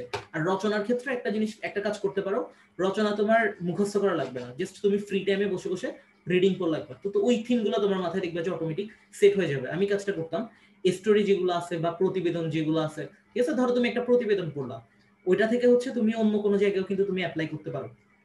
সো ওই থিমগুলো দেখবে যে তোমার মাথা অটোমেটিক সেট হয়ে যাবে। আর যেগুলো হচ্ছে আনসিন টাইপসের আছে, তখন দেখবে ওই থিমগুলোর সাথে তুমি মিক্স করে নতুন একটা জিনিস তুমি নিজেই বানিয়ে ফেলতে পারতেছো। ওগুলো তোমাকে মুখস্থ করতে হবে না। রচনার ক্ষেত্রে যে কাজটা করবা সেটা হচ্ছে যে কবিতার লাইনগুলো মুখস্থ করবা এবং পরীক্ষার খাতে সেগুলো নীলকালি দিয়ে লিখবা, ঠিক আছে, যেখানেই ওই রিলেটেড পাও, বা এখন গুগলে সার্চ দিলে তো হয়, ঠিক আছে। ওয়ালাইকুম আসসালাম। আচ্ছা, ফিজিক্স ম্যাথের কনসেপ্ট বুঝি, কিন্তু এক্সামে অবস্থা খারাপ হয়ে যায়। আর আসলে ম্যাথ না করে প্রশ্নটা ধরতে পারলে শুধু ক্যালকুলেটর দিয়ে ম্যাথ করে ফেলতাম, কিন্তু এক্সাম হলে কনফিউজড হয়ে যায়। আচ্ছা, এটা তো আমি বললাম অলরেডি, ঠিক আছে, এগুলা কনফিউশন গুলা বাধে আমরা জিনিসগুলো সম্পর্কে ক্লিয়ার থাকি না। বা ওই যে আরেকটা ব্যাপার, আমরা একদম অনার্স লেভেলে পড়া পড়তে চলে যাই ভাইয়াদের কাছে, এটা একটা প্রবলেম, ঠিক আছে। তো তোমার এইচএসসি লেভেলে যতটুকু পড়া, তোমার বই তো আছে, ঠিক আছে, তোমার বই থেকে তুমি পড়ো, তো এগুলার চেয়ে তো বেস্ট গাইডলাইন হয় না। আর এখন অনলাইনে তো তোমার অনেক ভালোই পড়া যাচ্ছে, ঠিক আছে, ইউটিউবে বলো। আচ্ছা, মাঝখানে আরেকটা জিনিস বলি, এই তো শাওনের কোশ্চেনটার উপর বেস করে ধরো আমি যদি তোমাকে এই জিনিসটা বলি, তুমি এখন চিন্তা করতেছো যে না, আমার তো প্রাইভেট পড়া ছাড়া কোনো ওয়ে নেই, আমাকে তো প্রাইভেট পড়তেই হচ্ছে, ঠিক আছে, আমাকে তো প্রাইভেট পড়তেই হচ্ছে। তাহলে পুরো ব্যাপারটা কি দাঁড়ায়, তুমি প্রাইভেট পড়ার উপর একটা ডিপেন্ডেন্সি চলে আসতেছে। তোমার অমুক ফ্রেন্ড প্রাইভেট পড়তেছে না, কিন্তু দেখো তুমি দিন শেষে তার রেজাল্ট অনেক ভালো থাকে। তারপর আরেকটা জিনিস বলি, আমি প্রাইভেট পড়ি নাই, সেই ক্ষেত্রে আমি তোমাকে এই ব্যাপারটা বলতে পারি। ধরো তোমার কাছে মনে হইতে পারে, বা অনেক সময় অনেক স্যাররাও বলে যে আমার কাছে প্রাইভেট না পড়লে নাম্বার কমাই দিব, এটা তো হার্শ রিয়ালিটি। সো এখন যে ব্যাপারটা দাঁড়ায়, তুমি যদি ধরো তুমি প্রাইভেট পড়লা, তুমি প্রাইভেট পড়লা না, আচ্ছা দাঁড়াও একটা কোশ্চেনটা আমি একটু দেখি।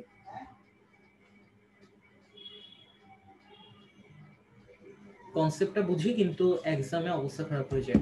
আচ্ছা, তো এখানের মধ্যে ধরো তোমার এক্সামে অবস্থা খারাপ হয়ে যাচ্ছে, তার পিছনে তুমি হচ্ছে তুমি ওভার পড়া পড়ে ফেলতেছো। যেগুলো তোমার লিমিটেড পড়া তুমি সেগুলাই পড়ো, এর বাইরে তোমার কিন্তু কিছু পড়া লাগতেছে না, ঠিক আছে। আর আরেকটা ব্যাপার হচ্ছে, আমাদের সাধারণত বই নিয়ে বসে রিডিং করার একটা টেন্ডেন্সি থাকে। তুমি যা পড়তেছো একটু লিখো, আমি তোমাকে বলতেছি না যে তুমি একদম লাইন যা পড়লা তাই লিখে ফেলো খাতার মধ্যে। কিছু কিওয়ার্ড থাকে, সাপোজ হচ্ছে তুমি বায়োলজি পড়তেছো, কিছু কঠিন কঠিন শব্দ আছে, তুমি সেগুলো তুমি পাশে নোট ডাউন করে লিখো। ওয়ার্ডগুলো যেমন তোমার মাথায় ঢুকবে, প্লাস হচ্ছে তোমার হাতের লেখার ব্যাপারটাও কিন্তু স্পিড হয়ে যাচ্ছে, ঠিক আছে।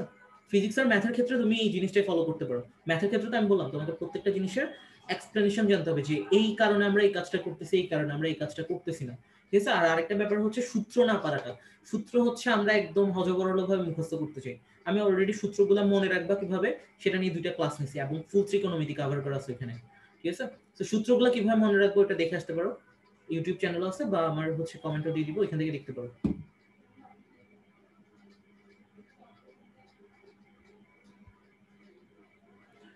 প্রেজেন্ট সিচুয়েশনে সিলেবাস কি পুরো বই হবে? আচ্ছা, ভালো প্রশ্ন করছো। ফার্স্ট অফ অল আমি যদি তোমাকে এটা বলি, প্রেজেন্ট সিচুয়েশনে বিশ্বাস করবে কিনা জানি না, আমি তো ট্রিপলিতে পড়তেছি।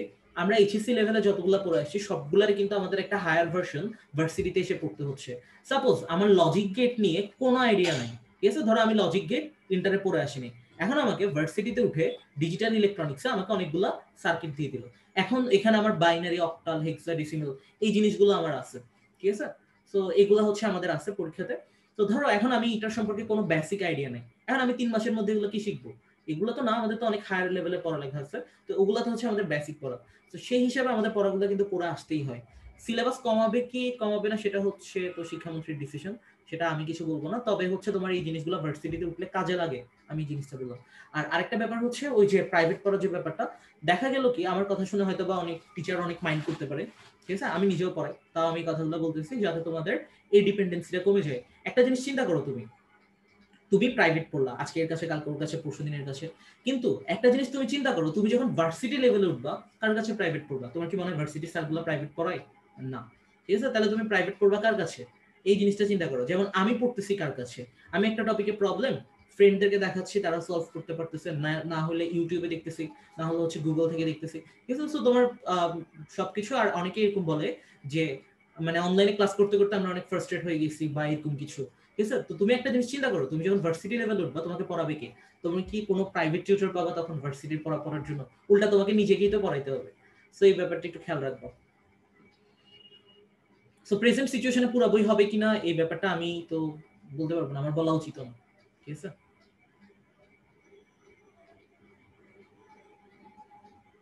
ম্যাথ সেকেন্ড পেপারের এমসিকিউ করাবো কিনা ইশফাত নূর, আমার প্ল্যানিং আছে। ঠিক আছে? ফিজিক্সের সূত্রগুলো মনে থাকে না, ফিজিক্সের সূত্রগুলো মনে না থাকার ওইটাই তো সমস্যা।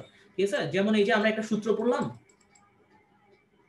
পিভি সমান এনআরটি বা এফ সমান এম এ, বা যেই সূত্রই বলো, রকেটের গতিসূত্র যেই সূত্রই বলো, তুমি একটা সূত্র পড়বা, তুমি জাস্ট হচ্ছে টপিকের নাম লিখবা। আমি তোমাকে একটা যদি একদম সিরিয়াল করে বলে দিই, তুমি একটা সূত্র পড়বা, তুমি এটার আগে টপিকের নাম লিখবা, একটা কালার দিয়ে ধরো তুমি লিখলা টপিকের নামটা, দেন তুমি এটার করেসপন্ডিং বইতে কোনো যদি চিত্র থাকে চিত্র আঁকবা, তুমি এখানের মধ্যে সূত্রগুলো তুমি বক্স আকারে লিখবা। ঠিক আছে? যে সূত্রই থাকে, সাপোজ আমি তোমাকে একদম সহজ সূত্র বলি, এফ সমান এম এ। ঠিক আছে? তুমি এই সূত্র লিখলা, এখানের মধ্যে তোমার এফ জিনিসটা কি, এম জিনিসটা কি, এ জিনিসটা কি। যখন তোমার পরীক্ষাতে ম্যাথগুলো আসবে তোমার মাথা অটোমেটিক হিট করবে ওই যে কিওয়ার্ডগুলো কোথায় পাবা, টপিকের কিওয়ার্ডগুলো। টপিক দেখবা যে তুমি তোমার বইতে বা হচ্ছে তোমার কাছে 2-3টা বই থাকে, তুমি দেখবা যে সেম জিনিস এক এক বইতে এক এক রকম টপিক দিছে বা একটু চেঞ্জ করে করে দেয়। তো তুমি তোমার মতো করে একটা সাজাই নিবা যাতে তোমার কোনো কিওয়ার্ড গুলো বাদ না যায়। ঠিক আছে? তো ওইভাবে তুমি সাজায় রাখলা, সাজানোর পরে তুমি দেখবা যে হুবহু তোমার এই টপিকটা মানে ঘুরে পেঁচে তোমার পরীক্ষার প্রশ্নের মধ্যে দিয়ে দিল। তাহলে তোমার মাথায় অটোমেটিক এই কাজটা করবে, দেখবে এটা করবে অটোমেটিক। তুমি যখন নোট করবা তোমার মাথায় এই কাজটা করবে যে তোমার এই টপিক থেকে এই চিত্র আছে এবং এটা দিয়ে এই সূত্র। ঠিক আছে? তো তখন তোমার কাছে এই জিনিসগুলো অনেক ইজি হয়ে যাবে। আচ্ছা, ফোনে চার্জ নেই। ফার্স্ট ইয়ারে ডেইলি কত ঘন্টা স্টাডি করতে হবে? আচ্ছা, রুটিন করা নিয়ে অনেকের অনেক কনফিউশন আছে। রুটিনের ব্যাপারটা আমি একটু তোমাদেরকে সমাধান দিই। ঠিক আছে? অনেকে হচ্ছে যে এরকম বাসায় শুনবা, আমিও শুনতাম যে রুটিন করে পড়ছ না কেন, এই সেই পড়ালেখার কোনো আগ্রহ নাই। ঠিক আছে? একটা ডেইলি ফিক্স শিডিউল করবি বা এরকম কিছু। ঠিক আছে? তো রুটিন করাটা কতটা যৌক্তিক সেটা আমি বলি। আমরা কি কোনো রোবট? ধরো আমি কি করলাম, অ্যালার্ম দিলাম 8টা বাজে, আমি 8টা বাজে কি করব, উঠবো, উঠে পড়তে বসবো। এটা তো ধরো তোমার যে কোনো কারণে কোনোদিন উঠতে লেট হতে পারে, কোনোদিন তখন তুমি দেখা যাবে যে অটোমেটিক তোমার রুটিন থেকে একটা কাজ বাদ করে গেল। আর রুটিন ফলো করা হচ্ছে আমার কাছে মনে হয় যতটুকু, রুটিন ফলো করাটা আসলে হয় না ওইভাবে। আমরা কয়েকদিন করি, এরপরে হচ্ছে আমরা আবার ঘুরে ফিরে টায়ার্ড হয়ে যাই। তো এখানে তুমি যে কাজটা করতে পারো, তুমি একদিন সকালবেলা ঘুম থেকে উঠলাম, ঠিক আছে? সকালবেলা ঘুম থেকে উঠবা, উঠার পরে তখন তুমি একটা পেজ নিবা, সাপোজ একটা এই যে পেজ নিলা, পেজ নিয়ে তুমি তখন এখানে লিখবা আজকে এতটা থেকে এতটা, এতটা থেকে এতটা তুমি এই জিনিসগুলো কমপ্লিট করবা। ঠিক আছে? তুমি পার ডে এর জন্য আলাদা একটা খাতা বানাতে পারো, এই খাতার মধ্যে তুমি লিখবা যে আজকে আমাকে এই জিনিসগুলো পড়তে হবে। ঠিক আছে? আর পড়ার টাইমটা হচ্ছে বেশিক্ষণ রাখিও না।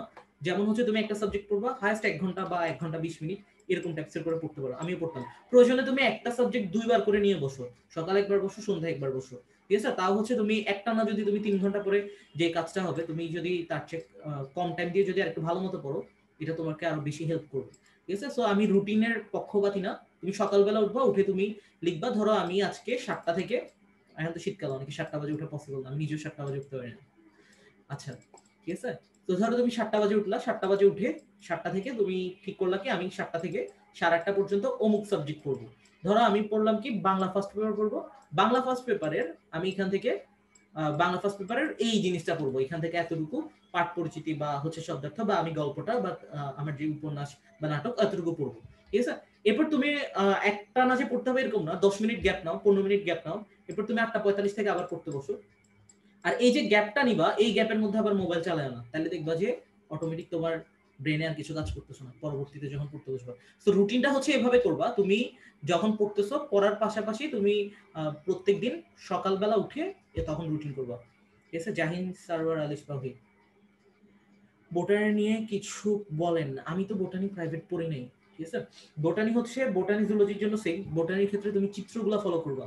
ঠিক আছে? চিত্র আঁকবা। আর পরীক্ষাতে এটা অনেকে বলে যে চিত্র আঁকলেই সব হয়ে যায়, কিন্তু চিত্র আঁকার কিছু টেকনিক আছে, এখনই বলে দিচ্ছি। ঠিক আছে? চিত্র আঁকার টেকনিক কি? সাপোজ ধরো আমার এখানে একটা এই যে এইচএসসি গাইডলাইন লেখা এরকম কিছু একটা আছে, ধরো এটা হচ্ছে আমার বোটানির চিত্র। তো এই চিত্রটাকে ধরো আমি এভাবে আঁকলে যেরকম থাকবে খাতার মধ্যে, এই চিত্রটাকে তো চাইলে একটু সুন্দর করা যায়। কিভাবে আমি তোমাকে বলি, একটু ফলো করো। ধরো আমি চিত্রটা আঁকলাম, বা চিত্রটা আঁকার আগে এভাবে আমি কি করলাম, একটা বক্স টেনে নিলাম। ঠিক আছে? এই যে আমি একটা বক্স টেনে নিলাম, বক্স থেকে আমি বক্সের মধ্যে চিত্রগুলো আঁকবো। এটা হচ্ছে তোমার চিত্র সবাই চিত্র আঁকবে, কিন্তু তাহলে তোমার স্পেশালিটিটা কোথায়? তোমাকে তো আর একটু এক্সট্রা করে মার্ক পাইতে হবে। ধরো এই যে এইচএসসি গাইডলাইন লিখে এটা হচ্ছে বোটানের একটা চিত্র, তারপরে তুমি কি করলা, এখানের মধ্যে তুমি একটা দাগ টেনে দিলা, তাহলে দেখো পুরো ব্যাপারটা কি দাঁড়াইলো। আমি এটা একটু এঁকে দেখাই, তাহলে তোমার কাছে জিনিসটা একটু ক্লিয়ার হয়ে যাবে। ঠিক আছে, এই তো দেখো। ঠিক আছে, আমি এই কাজটা করতাম সবসময়। ধরো তুমি এখানের মধ্যে এই যে চিত্রটা আঁকলা, চিত্রটা আঁকার পর তোমার এখানে দেখো এখন তোমার কাছে পুরো ব্যাপারটাই কিন্তু অন্যরকম হয়ে যাবে, তুমি চাইলে খাতায় গিয়ে দেখতে পারো।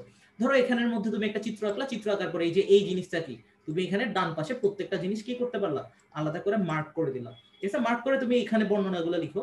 আর তুমি একটা খাতাই বানাবা, সেটা হচ্ছে চিত্রগুলো আঁকার জন্য, যাতে তোমার চিত্রগুলো সবগুলো একসাথে থাকে, কোন চিত্রের মধ্যে কি আছে। ধরো তুমি যদি এটা নোটের মধ্যে অ্যাড করো, তখন দেখা যাবে যে তোমার মধ্যে অনেক কনফিউশন বেঁধে যাবে, অমুক চ্যাপ্টারে এই চিত্র পড়ছে, অমুক চ্যাপ্টারে এই চিত্র পড়ছে। বইতে যে চিত্রগুলো আছে ওগুলা থেকেই দেখবা পরীক্ষাতে আসে প্রশ্ন। ঠিক আছে, তারপরে আমি কিন্তু এরকম করছি, আমি খ নম্বরের চিত্র আঁকছি। ঠিক আছে, তাহলে দেখো এরপর লাস্টে তুমি নিচে বর্ণনা লিখে দিবা। এই যে এখানে একটা বক্স রাখবা, এটাতে হচ্ছে চিত্র, ধরো এরকম সামথিং কিছু একটা। ঠিক আছে, এটা হচ্ছে অন্য একটা কালি দিয়ে, নীল কালি দিয়ে লিখলাম। তাহলে তোমার পুরো খাতায় প্রেজেন্ট করার স্টাইলটা আর 10 জন যে প্রেজেন্ট করবে তার চেয়ে অনেক বেশি ডিফারেন্ট হবে। তো সেখানে তুমি একটা চিত্র এঁকে যদি সে 3-এ 2 পায়, তোমাকে কিন্তু এই জিনিস দেখেই স্যার 3-এ 3 দিয়ে দিবে। এখন এই বক্স করতে কি তোমার 1 ঘন্টা লাগবে? 1 মিনিট হাইস্ট। তুমি যদি 1 মিনিট করে তুমি চিন্তা করো, তোমার যতগুলো প্রশ্ন আছে, তুমি যদি এরকম ভাবে তুমি প্রেজেন্ট করতে পারো, তোমার মার্ক তো আসতেছে, কারণ দিন শেষে মার্ক পাওয়াটা তো দরকার। তো এটা করতে পারো এখান থেকে।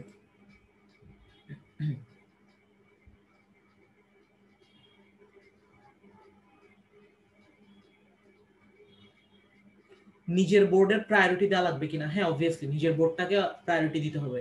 কারণ দেখবা যে এরকম অনেকগুলা প্রশ্ন আছে, যেমন ধরো তাপগতিবিদ্যা থেকে চিটাং বোর্ডে প্রতি বছর প্রশ্ন আসতো আগে, কিন্তু অন্যান্য বোর্ডে সবসময় সেটা আসতো না।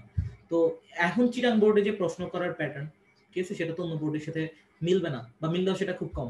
আমি তোমাকে এই জিনিসটা দেখাবো। ধরো আমি ম্যাথের যে সাজেশনটা দিব, তখন সাজেশনটাতে তুমি দেখবা যে যে প্রশ্নগুলো আসতো ওই প্রশ্নগুলাই বারবার আসে। ঠিক আছে, যেমন সেকেন্ড পেপারের সম্ভাবনা অধ্যায়ে ওই যে লাস্টে আমাদের কিছু অঙ্ক থাকে, যে ওই যে প্রবাবিলিটি অফ এ বি, স্বাধীন বর্জনশীল, স্বাধীন ও বর্জনশীল হোক অধীন, এই টাইপসের যে ব্যাপারগুলো আছে, দেখবো যে ওগুলো থেকে তোমার প্রত্যেক বছর একটা ম্যাথ আসতেছে। ঠিক আছে, ওই টাইপসের ব্যাপারগুলো। তারপর ধরো বাস্তব সংখ্যাতে তোমার পরম মান চিহ্ন ব্যতীত প্রকাশ করো, ওগুলা থেকে তোমার বারবার প্রশ্ন আসতেছে। ঠিক আছে, ওই জিনিসটা হচ্ছে আমি যে সাজেশন দিব এটা খেয়াল করবো এখানে। মানে অটোমেটিক তুমি বুঝে যাবা ওইখান থেকে হচ্ছে তোমার কি কি ইম্পর্টেন্ট। মেইন হচ্ছে তুমি হায়াত মাহমুদেরটা কিনতে পারো, ওটা অনেক বেটার, আমার কাছে পড়ে ভালো লাগছে। অনেক বড়, কিন্তু এখানের মধ্যে তোমার সবকিছু পড়া লাগবে না, সিলেক্টিভ পড়াগুলো পড়লেই হবে তোমার।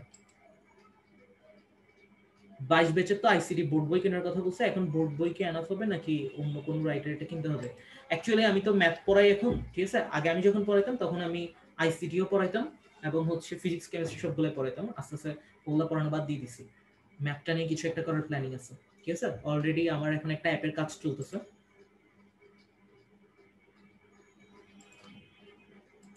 ঠিক আছে, এটা আমার অ্যাপের কাজ চলতেছে এখানের মধ্যে। তো অ্যাপের মধ্যে আমি মোটামুটি যা যা আমার সবকিছু আছে সবকিছু এখানের মধ্যে কন্টেন্ট রাখবো। অ্যাপ আসবে ইনশাআল্লাহ সামনের বছরের শুরুর মধ্যে। সো আইসিটির কোশ্চেনটা তখন আমি যখন আইসিটি পড়াইতাম, তো আমার এই জিনিসটা হচ্ছে ফেস করে আসছি। আইসিটি হচ্ছে তুমি দেখবে যে তোমার বাজারে অনেকগুলো বই আছে, এর মধ্যে হচ্ছে আমার 2টা বই একটু ভালো লাগছে। 2টা বই বলতে হচ্ছে ফার্স্ট অফ অল হচ্ছে মাহবুবুর রহমানের বইটা, যেটা আমি নিজে পড়াচ্ছি, কারণ ওগুলো হচ্ছে এমন ভাবে লেখা তুমি নিজে পড়লেই বুঝবা ব্যাপারগুলো। তাহলে হচ্ছে আরেকটা ব্যাপার হচ্ছে তোমার এমসিকিউর জন্য অনেক বেশি হেল্প করবে, সেটা হচ্ছে নাইমুল হক নাইমের বইটা। ঠিক আছে, নাইমুল হক নাইম স্যারের বইটা। তো ওই দুইটা বই তোমাকে হচ্ছে অনেক বেশি হেল্প করবে। মাহবুবুর রহমান স্যারের বইটা হচ্ছে তোমার রিটেনের জন্য অনেক বেশি হেল্প করবে। আর আইসিটির ব্যাপারটা নিয়ে দেখা যায় যে অনেকের অনেক প্রবলেম থাকে। ঠিক আছে, প্রোগ্রামিং চ্যাপ্টারটা তো আমরা পড়তেই চাই না, প্রোগ্রামিং আর এইচটিএমএল, কিন্তু চ্যাপ্টারগুলো অনেক বেশি জোস। কিভাবে আমি তোমাকে বলি, এই চ্যাপ্টারগুলো থেকে আমাদের মেইন সমস্যাটা কোথায়? সাপোজ আমি তোমাকে ক্যালকুলেটর দিয়ে এমসিকিউ শিখাচ্ছি, যারা ক্লাস করতেছো রেগুলার, তোমাকে আমি ক্যালকুলেটর দিয়ে এমসিকিউ শিখাচ্ছি, তাহলে পুরো ব্যাপারটা কি দাঁড়ালো? আমি তোমাকে কি বললাম, এই ক্যালকুলেটর দিয়ে এভাবে এভাবে এমসিকিউ সলভ করা যায়। এখন আমি যদি তোমাকে এই কাজটা করি, তোমাকে ক্যালকুলেটরে কোনো কিছু প্র্যাকটিক্যাল না দেখে আমি তোমাকে কি বলি, এই বাটন মুখস্থ করবা, আমরা হচ্ছে একটা sin 30 বের করার জন্য সাইন বাটনটা প্রেস করতে হবে, তারপর হচ্ছে 30 বাটনটা প্রেস করতে হবে। আমি তোমাকে এগুলো যদি বাস্তবে না দেখাই, না দেখে যদি তোমাকে আমি বলতেই থাকি এভাবে, তাহলে ওভারঅল কিন্তু পুরাটা ব্যাপারটাই কি, পুরাটাই লস প্রজেক্ট। ঠিক আছে, কোনো কিছুই হলো না, মানে তোমরা শিখলে না, আমিও কিছু তোমাদেরকে শিখাইতে পারলাম না। তাহলে এখানে আইসিটির সমস্যাটা কোথায়? আইসিটিতে সমস্যা হচ্ছে তোমাদের, এটা হচ্ছে চ্যাপ্টার 5 প্রোগ্রামিং এ। সো প্রোগ্রামিং এর জন্য যে কাজটা করতে পারো, আনিসুল ইসলাম নামে একটা চ্যানেল আছে ইউটিউবে, আমি নিজে ওইখান থেকে পড়ছিলাম, আমার ভার্সিটির একটা কোর্সে, অনেক বেটার কোর্সটা। ঠিক আছে, সো আমি নিজে পড়ে ওইখান থেকে A+ পাইছি।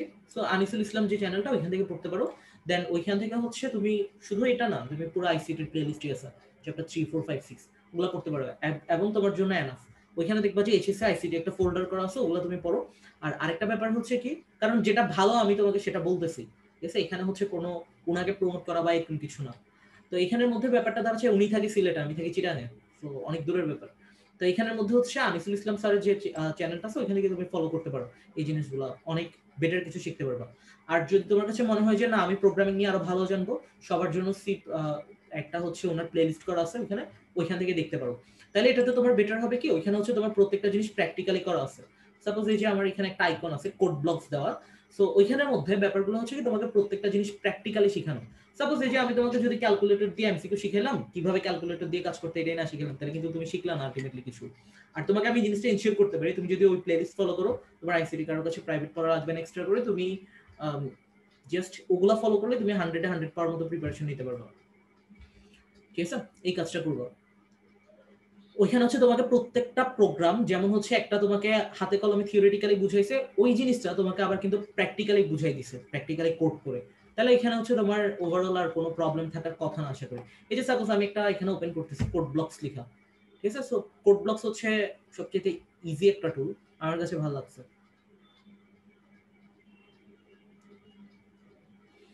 তুমি বোর্ড বই পড়ো, যেটাই পড়ো, তুমি হচ্ছে যে ওগুলা ফলো করতে পারো, তাহলে সেটা তোমার জন্য অবভিয়াসলি বেটার হবে। তারপর এইচটিএমএল হচ্ছে আমাদের দেখবা যে এগুলো তোমাকে একটু যদি প্র্যাকটিক্যালি করো, ব্যাপারগুলো ভুলবা না, নাহলে দেখবা যে ব্যাপারগুলো তো অনেক বোর, মানে অনেক বোর হয়ে যাবে, ঠিক আছে? 22 ব্যাচের আইসিটির কোশ্চেনটা ক্লিয়ার আশা করি। কোন সাবজেক্টের ইম্পর্টেন্ট টপিক কি কি সেটা যদি পিডিএফ আকারে দিতেন তাহলে অনেক ভালো হয়। আপনি বলতেছেন বাট পরে তো মাথায় থাকবে না, পিডিএফ করবো এতগুলো বসে এক্সামের আগে আগের রাতে অ্যাকচুয়ালি কিভাবে পড়া উচিত, অনেক ক্ষেত্রে দেখা যায় 1-2 দিন অফ, বাট আলটিমেটলি কিছুই পড়া হয় না। আচ্ছা, এই তো এই ব্যাপারটা বলছি, এক্সামের আগের দিনের জন্য হলেও তোমার নোট করার দরকার আছে, ঠিক আছে? অনেকে হয়তো নোট করতে মানা করবে, নোট করলে অনেক টাইম নষ্ট হয়, কিন্তু এটা তোমার অনেক বেশি হেল্প করবে, ঠিক আছে? যেমন আমি যে ম্যাথ পড়াচ্ছি এখন, আমার ম্যাক্সিমাম কন্টেন্ট কিন্তু আমার ইন্টারে রেডি করা, ওগুলো আমি ডে বাই ডে আপডেট করতেছি, বাট আমার একদম যে বেস যে কন্টেন্টটা সেটা হচ্ছে আমার এইচএসসি তে রেডি করা। সো ওগুলো দিয়ে হচ্ছে আমি পড়াতে পারতেছি, এই যে ক্লাস করতে পারতেছি এখন। তারপরে এই যে যেমন এইচএসসি তে হচ্ছে কেউ এমসিকিউ পড়ায় না, বাট আমি এইচএসসি তে থাকতে এই যে দেখো এত বিশাল খাতাটা পুরোটা হচ্ছে আমার ম্যাথ এমসিকিউর জন্য বানাইছি, ঠিক আছে? আর এখানের মধ্যে হচ্ছে যত কিছু আমার ওভারঅল বোঝানো দরকার, সো প্রত্যেকটা সাবজেক্ট নোট করবা, নোট করলে এই প্রবলেমটা তোমার সলভ হয়ে যাবে। এই যে দেখো আমার এখানে কোড ব্লকস ওপেন করা, ঠিক আছে? সো তুমি প্রোগ্রামিং শেখার জন্য কোড ব্লকস ইউজ করতে পারো, অনেক বেস্ট একটা জায়গা। তুমি নোট করে পড়ো, তুমি দেখবা যে পরীক্ষার আগে তোমার সবকিছু গুছানোই থাকবে, ওগুলো নিয়ে কোনো টেনশন করতে হবে না।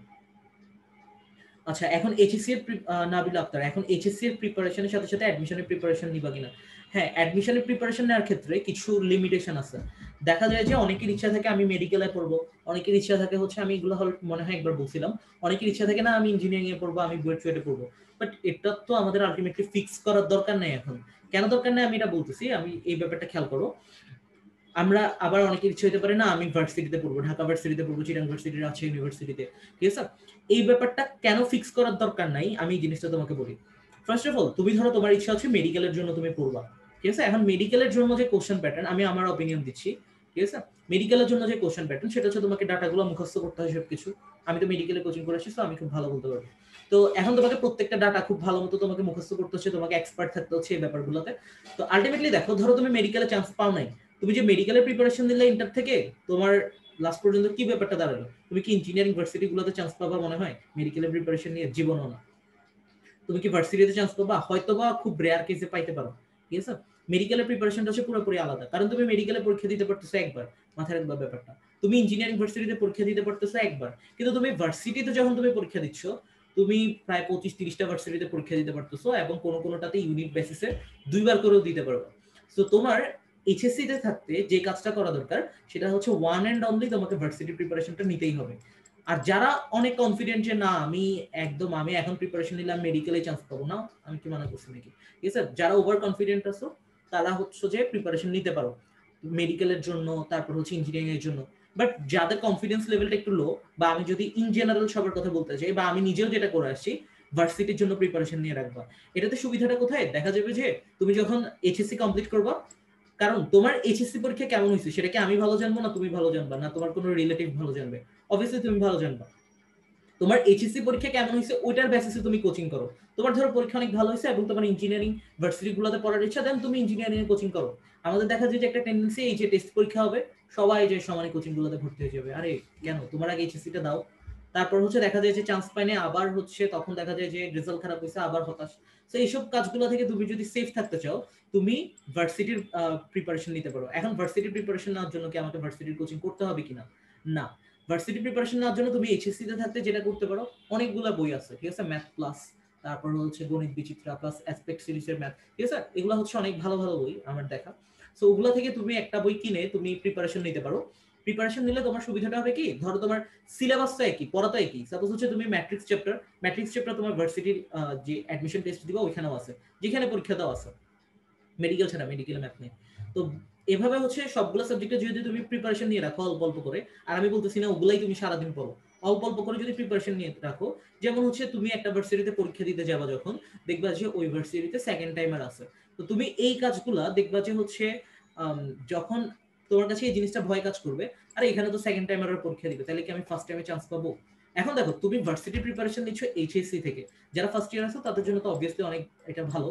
ধরো তুমি 1 বছর প্রিপারেশন নিলা ফার্স্ট ইয়ারে, সেকেন্ড ইয়ারে নিলা, এটা তোমার এইচএসসি তে যদি এমসিকিউ কঠিন আসে তাও দেখবা যে এটা পার পেয়ে যাবা খুব সহজে। প্লাস তুমি অ্যাডমিশনের টেস্টের টাইমে তো তখন ওইটা ফোকাস করেই পড়বা, তাও বুঝি তুমি 3বার প্রিপারেশন নিয়ে চান্স পাবা না। এখন তোমার কাছে মনে হইতে পারে আমি কি সারাদিন পড়বো নাকি, না, তুমি ডেইলি 1 ঘন্টা করে পড়ো, প্রয়োজনে তুমি একটা সাবজেক্টই পড়ো, ঠিক আছে, ভার্সিটির যে পড়াগুলা, ঠিক আছে, তুমি তাহলে তোমার এইচএসসি থেকে তোমার প্রিপারেশনটা বিল্ড আপ হয়ে যাবে। যারা এখানে লাইভ ক্লাস আসো ম্যাক্সিমামই আমার যতটুকু বিশ্বাস আছে এইচএসসি থাকতে তোমরা ভার্সিটির সম্পর্কে ধরেও দেখো নি, এরপর লাস্টে এখন এসে হয়তো বা টেনশন করতেছো যে এখন তো আমরা পড়াটা গুছাইতে পারতেছি না বা পড়া তো অনেক বেশি। পড়াগুলো হচ্ছে তুমি ধরো আজকে একদিন ফিজিক্স পড়লা, তারপর হচ্ছে আরেকদিন তুমি ম্যাথ পড়লা, আরেকদিন তুমি বায়োলজি পড়া, একদিন কেমিস্ট্রি পড়া, একদিন করে 1 ঘন্টা করে পড়ো, তাও এটা তোমার অনেক বেশি কাজে আসবে ভার্সিটির জন্য যে পড়াগুলো, ঠিক আছে, ভার্সিটি অ্যাডমিশন টেস্টের। আর ধরো তোমার তখন হচ্ছে যে তোমার এই জিনিসটা কেন বললাম, ভার্সিটিটাই কেন বলছি, তুমি মেডিকেলের কোচিং করছো, তোমার কিন্তু ভার্সিটির প্রিপারেশন ব্যাকআপে নেওয়াই আছে। তুমি যে কোনো জায়গায় এক্সাম দাও, তখন তুমি এক্সাম দিয়ে নিজেকে জাজ করো তোমার ভার্সিটির প্রিপারেশন যেটা নিছো সেটা কি ঠিক আছে কিনা, ঠিক আছে? সো তখন তুমি যদি ইঞ্জিনিয়ারিং কোচিং করো তোমার কিন্তু হচ্ছে ভার্সিটি গুলা ব্যাকআপে থাকবে, কারণ ভার্সিটি তো অনেক। তুমি মেডিকেলের কোচিং করো, তোমার হচ্ছে ভার্সিটির প্রিপারেশনটা কিন্তু তোমার ব্যাকআপে আছে, ঠিক আছে? কেন আমি এই জিনিসটা বললাম, তুমি যেখানে চান্স পাও না পাও তোমার কিন্তু ভার্সিটি মিস হচ্ছে না যদি তুমি প্রপারলি প্রিপারেশন নাও। আর টাইমের কথা বললে হচ্ছে আমি কোনো ফিক্সড টাইম বলবো না, কারণ আমি যতক্ষণ পড়তে পারতাম তুমি ততক্ষণ পড়তে পারবে না, তুমি যতক্ষণ পড়তে পারো আমি ততক্ষণ পড়তে পারবো না, ঠিক আছে? সো টাইমটা হচ্ছে প্রত্যেকের অ্যাবিলিটির উপর ডিপেন্ড করে। তবে টেস্টের পর অবভিয়াসলি একটা স্টুডেন্টের খুব সর্বোচ্চ ইফোর্ট দিয়ে পড়া উচিত, কারণ এইচএসসি তে তোমার যে রেজাল্ট আসবে সেটার উপর বেস করে তো তুমি আদার্স যত জায়গায় পরীক্ষা দিতে পারবা ওটা তোমার কোয়ালিটিটা হবে, মানে তোমার অনেক জায়গায় দেখবে পরীক্ষা দিতে পারবে না এইচএসসি রেজাল্ট যদি খারাপ হয়। আর মেডিকেলে তো হচ্ছে তোমার জিপিএ থাকে 200 নম্বর, এসএসসি এইচএসসি জিপিএ এর উপর বেস করে, সো তখন দেখা যায় যে ওইখানে পিছাই যাচ্ছ। আর মেডিকেলে হচ্ছে দেখা যায় যে 0.75 0.5 এর জন্য চান্স পায় না, ঠিক আছে? এই ব্যাপারটা একটু খেয়াল রাখবা। সো এইচএসসি তে থাকতে তুমি অবভিয়াসলি ভার্সিটি প্রিপারেশনটাই নিবা। অনেকে হয়তো অনেক কিছু বলতে পারে তাদের মতামতের বেসিসে, বাট আমি তোমাকে যে লজিকগুলো দিলাম এগুলো হচ্ছে একটাও কিন্তু ভুল না। আমি নিজেও প্রিপারেশন নিছি এবং আলহামদুলিল্লাহ আমি শুধু ঢাকা ভার্সিটিতে একটু মিস হয়েছে, কারণ হচ্ছে মেডিকেলের রেজাল্টের 1 দিন বা 2 দিন পরে এরকম ঢাকা ভার্সিটির পরীক্ষা হয়, ওই ফার্স্টেশন কাটাই না উঠতেই পরীক্ষা একটা হয়ে যায়, সো একটা মিস মানে দুইটাই মিস হয়ে যায় অটোমেটিক। বাট এরপরে যতগুলো ভার্সিটিতে পরীক্ষা দিচ্ছে আলহামদুলিল্লাহ মিস যায় নাই, এবং হচ্ছে যেহেতু চিটাঙে ছিলাম ছোটবেলা থেকে, সো সিউতে পড়তেছি, এই আর কি। সো এই জিনিসগুলো হচ্ছে একটু খেয়াল রাখবা। এরপর আরেকটা কোশ্চেন হচ্ছে ইসফাত নূর ভাইয়া, ম্যাথ বইয়ে তো অনেক ম্যাথ, সবগুলো করলে এক্সামে গিয়ে কনফিউজ হয়ে যায়, তাহলে কি করা যায়? ম্যাথ হচ্ছে আমি একটা বই পাবলিশ করতেছি ইনশাল্লাহ আগামী 2-1 মাসের মধ্যে, ওই বইয়ের ম্যাথগুলো করো, মোর দেন এনাফ, এরপর তোমার আর এক্সট্রা করে কিছু পড়া লাগবে না, ঠিক আছে? এই জিনিসটা আমি অ্যাটলিস্ট আজকে ইনশিওর করলাম, কারণ ওইখানের মধ্যে হচ্ছে আমি মোটামুটি যে টাইপসের ম্যাথগুলো পরীক্ষাতে আসে, ইভেন আমি ধরো এরকম হচ্ছে ক্লাস্টার বেসড করে রাখছি, ঠিক আছে, ক্লাস্টার বেস করে রাখছি, যেমন হচ্ছে এই টাইপসের ম্যাথগুলো পরীক্ষাতে আসে। সো ওগুলা থেকেই যাতে তুমি একটা বই পড়েই তোমার এক্সট্রা করে কোনো বই টেস্ট পেপার কিছু না পড়তে হয়, ঠিক আছে, আমি ওইভাবে ম্যাথগুলো জাস্ট ওইখানের মধ্যে ইন করে রাখছি, ঠিক আছে? তো ওগুলো তোমার এক্সট্রা কিছু পড়া লাগবে না। ফার্স্ট ইয়ারে বায়োলজি সেকেন্ড পেপার পড়তে হয় নাকি জাস্ট ফার্স্ট পেপার পড়লে হয়? এটা হচ্ছে বোটানি জুলজি হচ্ছে অনেক কলেজে একসাথে ইন করে দেয়, ঠিক আছে? তোমার কলেজে যদি থাকে তাহলে তো কিছু করার নেই, তাহলে দুইটাই পড়তে হবে। আমাদের কলেজেও ছিল। আচ্ছা, সুইটি হোসেন, এফবিতে রেগুলার ক্লাস নেওয়াটা বাদ দিয়ে না প্লিজ, আপনার পড়া অনেক ভালো লাগে, থ্যাংক ইউ। ঠিক আছে, ক্লাস নিবো ইনশাল্লাহ। ক্লাস হচ্ছে আমি যে চ্যাপ্টারগুলো বলছি ওগুলো আমি আগে কভার করে দিব। আর মাঝখানে হচ্ছে অনেকে হচ্ছে ম্যাথ এমসিকিউ নিয়ে প্রবলেমে পড়তেছো অনেক বেশি, এমসিকিউটা আমি একটু কভার করার চেষ্টা করব। আর এমসিকিউ একটা কোর্স লঞ্চ করতেছি, যা পড়তেছো ওগুলো চাইলে এক্সাম দিয়ে নিতে পারো। এটা হচ্ছে টোটাল কোর্স ফিটা পড়বে এমসিকিউ এক্সামের জন্য, সেটা হচ্ছে 800 টাকা নিচ্ছি। ঠিক আছে, এটা আমার কিছুদিনের মধ্যে চলে আসবে। পরীক্ষা দেওয়ার সাথে সাথে তুমি ব্যাখ্যা সহ আনসার পেয়ে যাবে, বুঝছো ব্যাপারটা? এই আর কি। আর এছাড়া হচ্ছে আমাদের পেইড কোর্সে তো ম্যাথ ব্যাচ পড়াচ্ছি, ঠিক আছে? সো এক্সাম দিলে তুমি দেখবা যে একটা এক্সাম দিলে, এক্সাম দিয়ে তুমি ব্যাখ্যা সহ আনসার পেয়ে গেলা যে এটা তুমি কি কারণে ভুল করছো। যত এক্সাম দিবে তোমার এই জিনিসগুলো হেল্প করবে। এইচএসসি তে থাকতে ভার্সিটি প্রিপারেশন কিভাবে নিব? এই তো এটা বললাম তো, ভার্সিটি প্রিপারেশন হচ্ছে তুমি ভার্সিটির জন্য যে বইগুলো আছে, ঠিক আছে, বাজারে তো এখন আমার কাছে পড়ে ভালো লাগছে তিনটা। তোমার যেটা ভালো লাগে সেটা নিতে পারো, দোকানে যাবা তিনটা বই নিবা, এরপর যেটা ভালো লাগে সেটা নিবা। একটা হচ্ছে জয়কলি পাবলিকেশনস ম্যাথ প্লাস, আর একটা হচ্ছে অ্যাসপেক্ট সিরিজের যে বইগুলো। ঠিক আছে, আমার সময় হচ্ছে আমি আমার এই বইগুলো নিয়ে একটু রিসার্চ করতে ভালো লাগতো, এগুলা নিয়ে কোথায় কি আছে এগুলো দেখতে ভালো লাগতো। তো সেই হিসাবে আমি বইগুলো কিনতাম আর কি, কোনো কোনো সাবজেক্টে তিনটা চারটা করে বই কিনছি। চান্স, মেডিকেলে চান্স পাইতে হলে কিভাবে পড়তে হবে? ঠিক আছে, মেডিকেলে চান্স পাওয়ার জন্য যে ব্যাপারটা, আমি যেহেতু চান্স পাই নাই, ফেলার হিসেবে একটা সাজেশন দিতে পারি। মেডিকেলে চান্স পাওয়ার জন্য কোনো রকমের ডিস্ট্রাক্ট হওয়া যাবে না। এই কোশ্চেনটা করছে হচ্ছে জান্নাতুল ফেরদৌস। ঠিক আছে, দেখবা যে তোমার একটা ফ্রেন্ড সে ইঞ্জিনিয়ারিং এর কোচিং করতেছে এইচএসসি এর পরে, তোমার একটা ফ্রেন্ড হচ্ছে সে ভার্সিটির জন্য কোচিং করতেছে। তো তুমি তখন দেখবা যে তোমার কাছে মনে হবে, বা অনেকে বলবে, এরকম আমাকেও বলছে, যে মেডিকেলে যদি চান্স না পাও তাহলে তার কোথাও চান্স পাবো না। যদি তোমার ডিটারমিনেশন থাকে আমি মেডিকেলে চান্স পাবোই, ঠিক আছে, তখন তুমি এইচএসসি পর মেডিকেলের জন্য কোচিং করা শুরু করো। আর অ্যাকচুয়ালি মেডিকেলের কোচিং গুলোতে তো লাইন দাগায় দাগায় রিডিং করায়, ঠিক আছে, তারপর হচ্ছে ওগুলোর উপর পরীক্ষা নেয়। তো এই জিনিসগুলো হচ্ছে কি ওভারঅল হচ্ছে তোমার একটা ব্যাকআপ হিসেবে কাজ করবে। আর মেডিকেলের জন্য যদি এই কাজটা করা যাবে না, কোনো রকমের ডিস্ট্রাক্ট হওয়া যাবে না, অমুক একটা কথা বলছে তো অমুক একটা কথা বলছে, ওগুলো কানে নেওয়া যাবে না। আমি নিছিলাম, এই জন্য হচ্ছে আমার সমস্যা হয়েছে। আমি যখন এইচএসসি রেজাল্ট দিছে, এইচএসসি রেজাল্ট দেওয়ার পরে তখন দেখা গেছে যে আমার গোল্ডেন এ প্লাস আসছে, এবং আমি তখন আফসোস করছি যে আমি কেন মেডিকেলের কোচিং করছি, আমি তো ইঞ্জিনিয়ারিং কোচিং করলে ভালো হতো। ওইটা কনফিউশনে হচ্ছে আমি ইঞ্জিনিয়ারিং কোচিং করবো আবার, নাকি যেটা কন্টিনিউ করতেছি সেটাই কন্টিনিউ করবো। এই কনফিউশন গুলো আমার মধ্যে থাকতে থাকতে দেখা গেল যে লাস্টে মেডিকেলের পরীক্ষা চলে আসছে। এবং সবচেয়ে মজার ব্যাপার হচ্ছে কি, আমি চিরাং কলেজে পড়ছি, আমার মেডিকেল এক্সামের সিট চিরাং কলেজের এক্সাম হলেই পড়ছে। ঠিক আছে, মানে একটা পুরো পরিচিত এনভায়রনমেন্টে গিয়েও যদি চান্স না পাই তাহলে আর ইচ্ছে কষ্ট করার কি আছে। সো এই কাজগুলো করা যাবে না, কোনো রকমের কনফিউজ হওয়া যাবে না, যে যাই বলো, ঠিক আছে? ডিটারমাইন থাকো আর পড়াগুলো পড়ো। আর একটা জিনিস বলবো, অবভিয়াসলি এইচএসসির সাথে সাথে তুমি ভার্সিটির জন্য যে বইগুলো আছে ভার্সিটি অ্যাডমিশনের জন্য ওগুলা পড়ে রাখো, ঠিক আছে? এটা তোমার অনেক বেশি কাজ করবে। এট এ টাইম হচ্ছে তোমার এমসিকিউর জন্য, এইচএসসি এমসিকিউর জন্য প্লাস অ্যাডমিশনে তো তোমার অনেক বেশি কাজ করবে।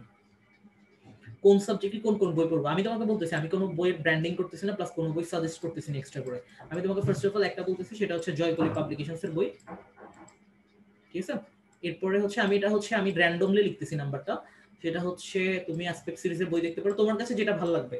দোকানে যাবে, দোকানে বই দেখতে গেলে তো তোমাকে অবভিয়াসলি দেখতে দিবে, বই উল্টাই দেখবা, তোমার কাছে যেটা ভালো লাগে প্রেজেন্টেশন মিলাই। আরেকটা হচ্ছে রিডার প্লাস সিরিজের যে বইগুলো, এগুলোর মধ্যে সবগুলো না লাগবে না, তোমার যেগুলো ভালো লাগতেছে বই তুমি সেটাই নিয়ে আসতে পারো, ঠিক আছে? তো আমার কাছে ওভারঅল হচ্ছে এই বইগুলোই ভালো লাগছে আমার কাছে দেখে। এটা হচ্ছে আমার পার্সোনাল অপিনিয়ন। তাসনভা শাবিন, এইচএসসিতে আমি আমি যখন পড়াই বা আমি যখন পড়ছি আমি কিন্তু স্পেসিফিক কোনো বই ফলো করিনি, ঠিক আছে? আমি হচ্ছে আমার মতো করে একটা নোট বানিয়ে নিতাম কোশ্চেনগুলোর, ঠিক আছে? ওইখান থেকে আমি তো বলছি আমি যে এখন যে পড়াচ্ছি আমার কিন্তু বেস কন্টেন্টগুলো আমার এইচএসসিতে রেডি করা, ঠিক আছে? এখন আমি এগুলোকে জাস্ট আপডেট করতেছি প্রতি বছর প্রতি মাসে। হ্যাঁ, আমার বই ফার্স্ট পেপার সেকেন্ড পেপার দুইটাই হবে, এবং হচ্ছে একটা কোশ্চেন থাকবে, কোশ্চেনের নিচে হচ্ছে ওই ম্যাথের আনসারটা কি এটা দেওয়া থাকবে, ঠিক আছে? তো তুমি ম্যাথটা হয়েছে কিনা এটা চেক করে নিতে পারবে। 3 নংটা হচ্ছে রিডার প্লাস সিরিজের, দেখবা যে এরকম বই আছে রিডার প্লাস সিরিজের, ঠিক আছে? বইগুলাতে শর্টকাট দেয়। ও আচ্ছা, হ্যাঁ, একটা ভালো জিনিস, শর্টকাট হচ্ছে তুমি সবগুলো শিখতে যাবে না, ঠিক আছে? তুমি ট্রাই করবে কি, ওখানে দেখবা যে ম্যাক্সিমাম বইতে একটা লিমিটেশন থাকে, শর্টকাট দেওয়া থাকে, এক এক ম্যাথের জন্য এক একটা শর্টকাট দেওয়া থাকে। আর এইচএসসি তে আমি যেভাবে এমসিকিউ গুলো করাচ্ছি, ট্রাই করবা ওই নিয়মটা ফলো করতে। তাইলে দেখা যাবে ওভারঅল তুমি যখন পরীক্ষাতে একটা সিকিউর জন্য ম্যাথ করতে যাবা, তুমি দেখবা তোমার মাথায় কিন্তু শর্টকাট গুলা ঘুরবে, তখন দেখা যাবে শর্টকাট লিখে আসবে এবং নাম্বার 0 পাবা।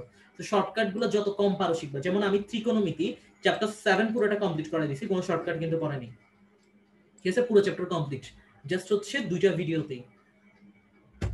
লাইভ 1 আর 2 দেখে আসতে পারো, ঠিক আছে? তাওসিফ চৌধুরী তোহা। আর কারো কোনো কোশ্চেন আছে? 1 ঘন্টা অলরেডি হয়ে গেছে।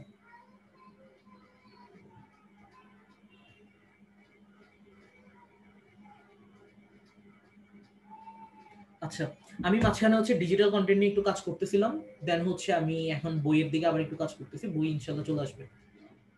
আমি এটা বলি, আমার বই পড়ার পর তোমার এক্সট্রা করে কোনো টেস্ট পেপার পড়তে হবে না, বোর্ড কোশ্চেন খুঁজতে হবে না, এট এ টাইম সবগুলো একসাথে ইন করা থাকবে। মানে তুমি একই নিয়মে ম্যাথ করতেছো, এখানের মধ্যে তোমার একই নিয়মে থাকবে, প্লাস তোমার সাজেশনও থাকবে। সাজেশন দেখে তুমি অটোমেটিক বুঝবা যে তোমার বোর্ডে এই রকমের প্রশ্ন হচ্ছে, ঠিক আছে? সো ওগুলো নিয়ে কোনো টেনশন করার দরকার নেই। আচ্ছা, রাহিন ইসলাম চৌধুরী, আমি কুচ ব্যাচের স্টুডেন্ট, ফার্স্ট ইয়ারে প্রবলেম থাকার কারণে কয়েকটা চ্যাপ্টার পড়তে পারিনি সব সাবজেক্টেরই। ভার্সিটি অ্যাডমিশনের জন্য যদি কিছু ইম্পর্টেন্ট চ্যাপ্টারগুলো বলে দিলে ভালো হতো। আচ্ছা, ভার্সিটি অ্যাডমিশনে অ্যাকচুয়ালি ইম্পর্টেন্ট বলে কিছু নেই। যেমন আমি বলি, আমি যখন ঢাকা ভার্সিটিতে পরীক্ষা দিছি, তখন হচ্ছে আমি যত মার্ক পাইছি, চিরাং ভার্সিটিতে আমি যখন পরীক্ষা দিছি তার চেয়ে আরো কম মার্ক আসছে কেমিস্ট্রিতে। আজানটা শেষ হোক।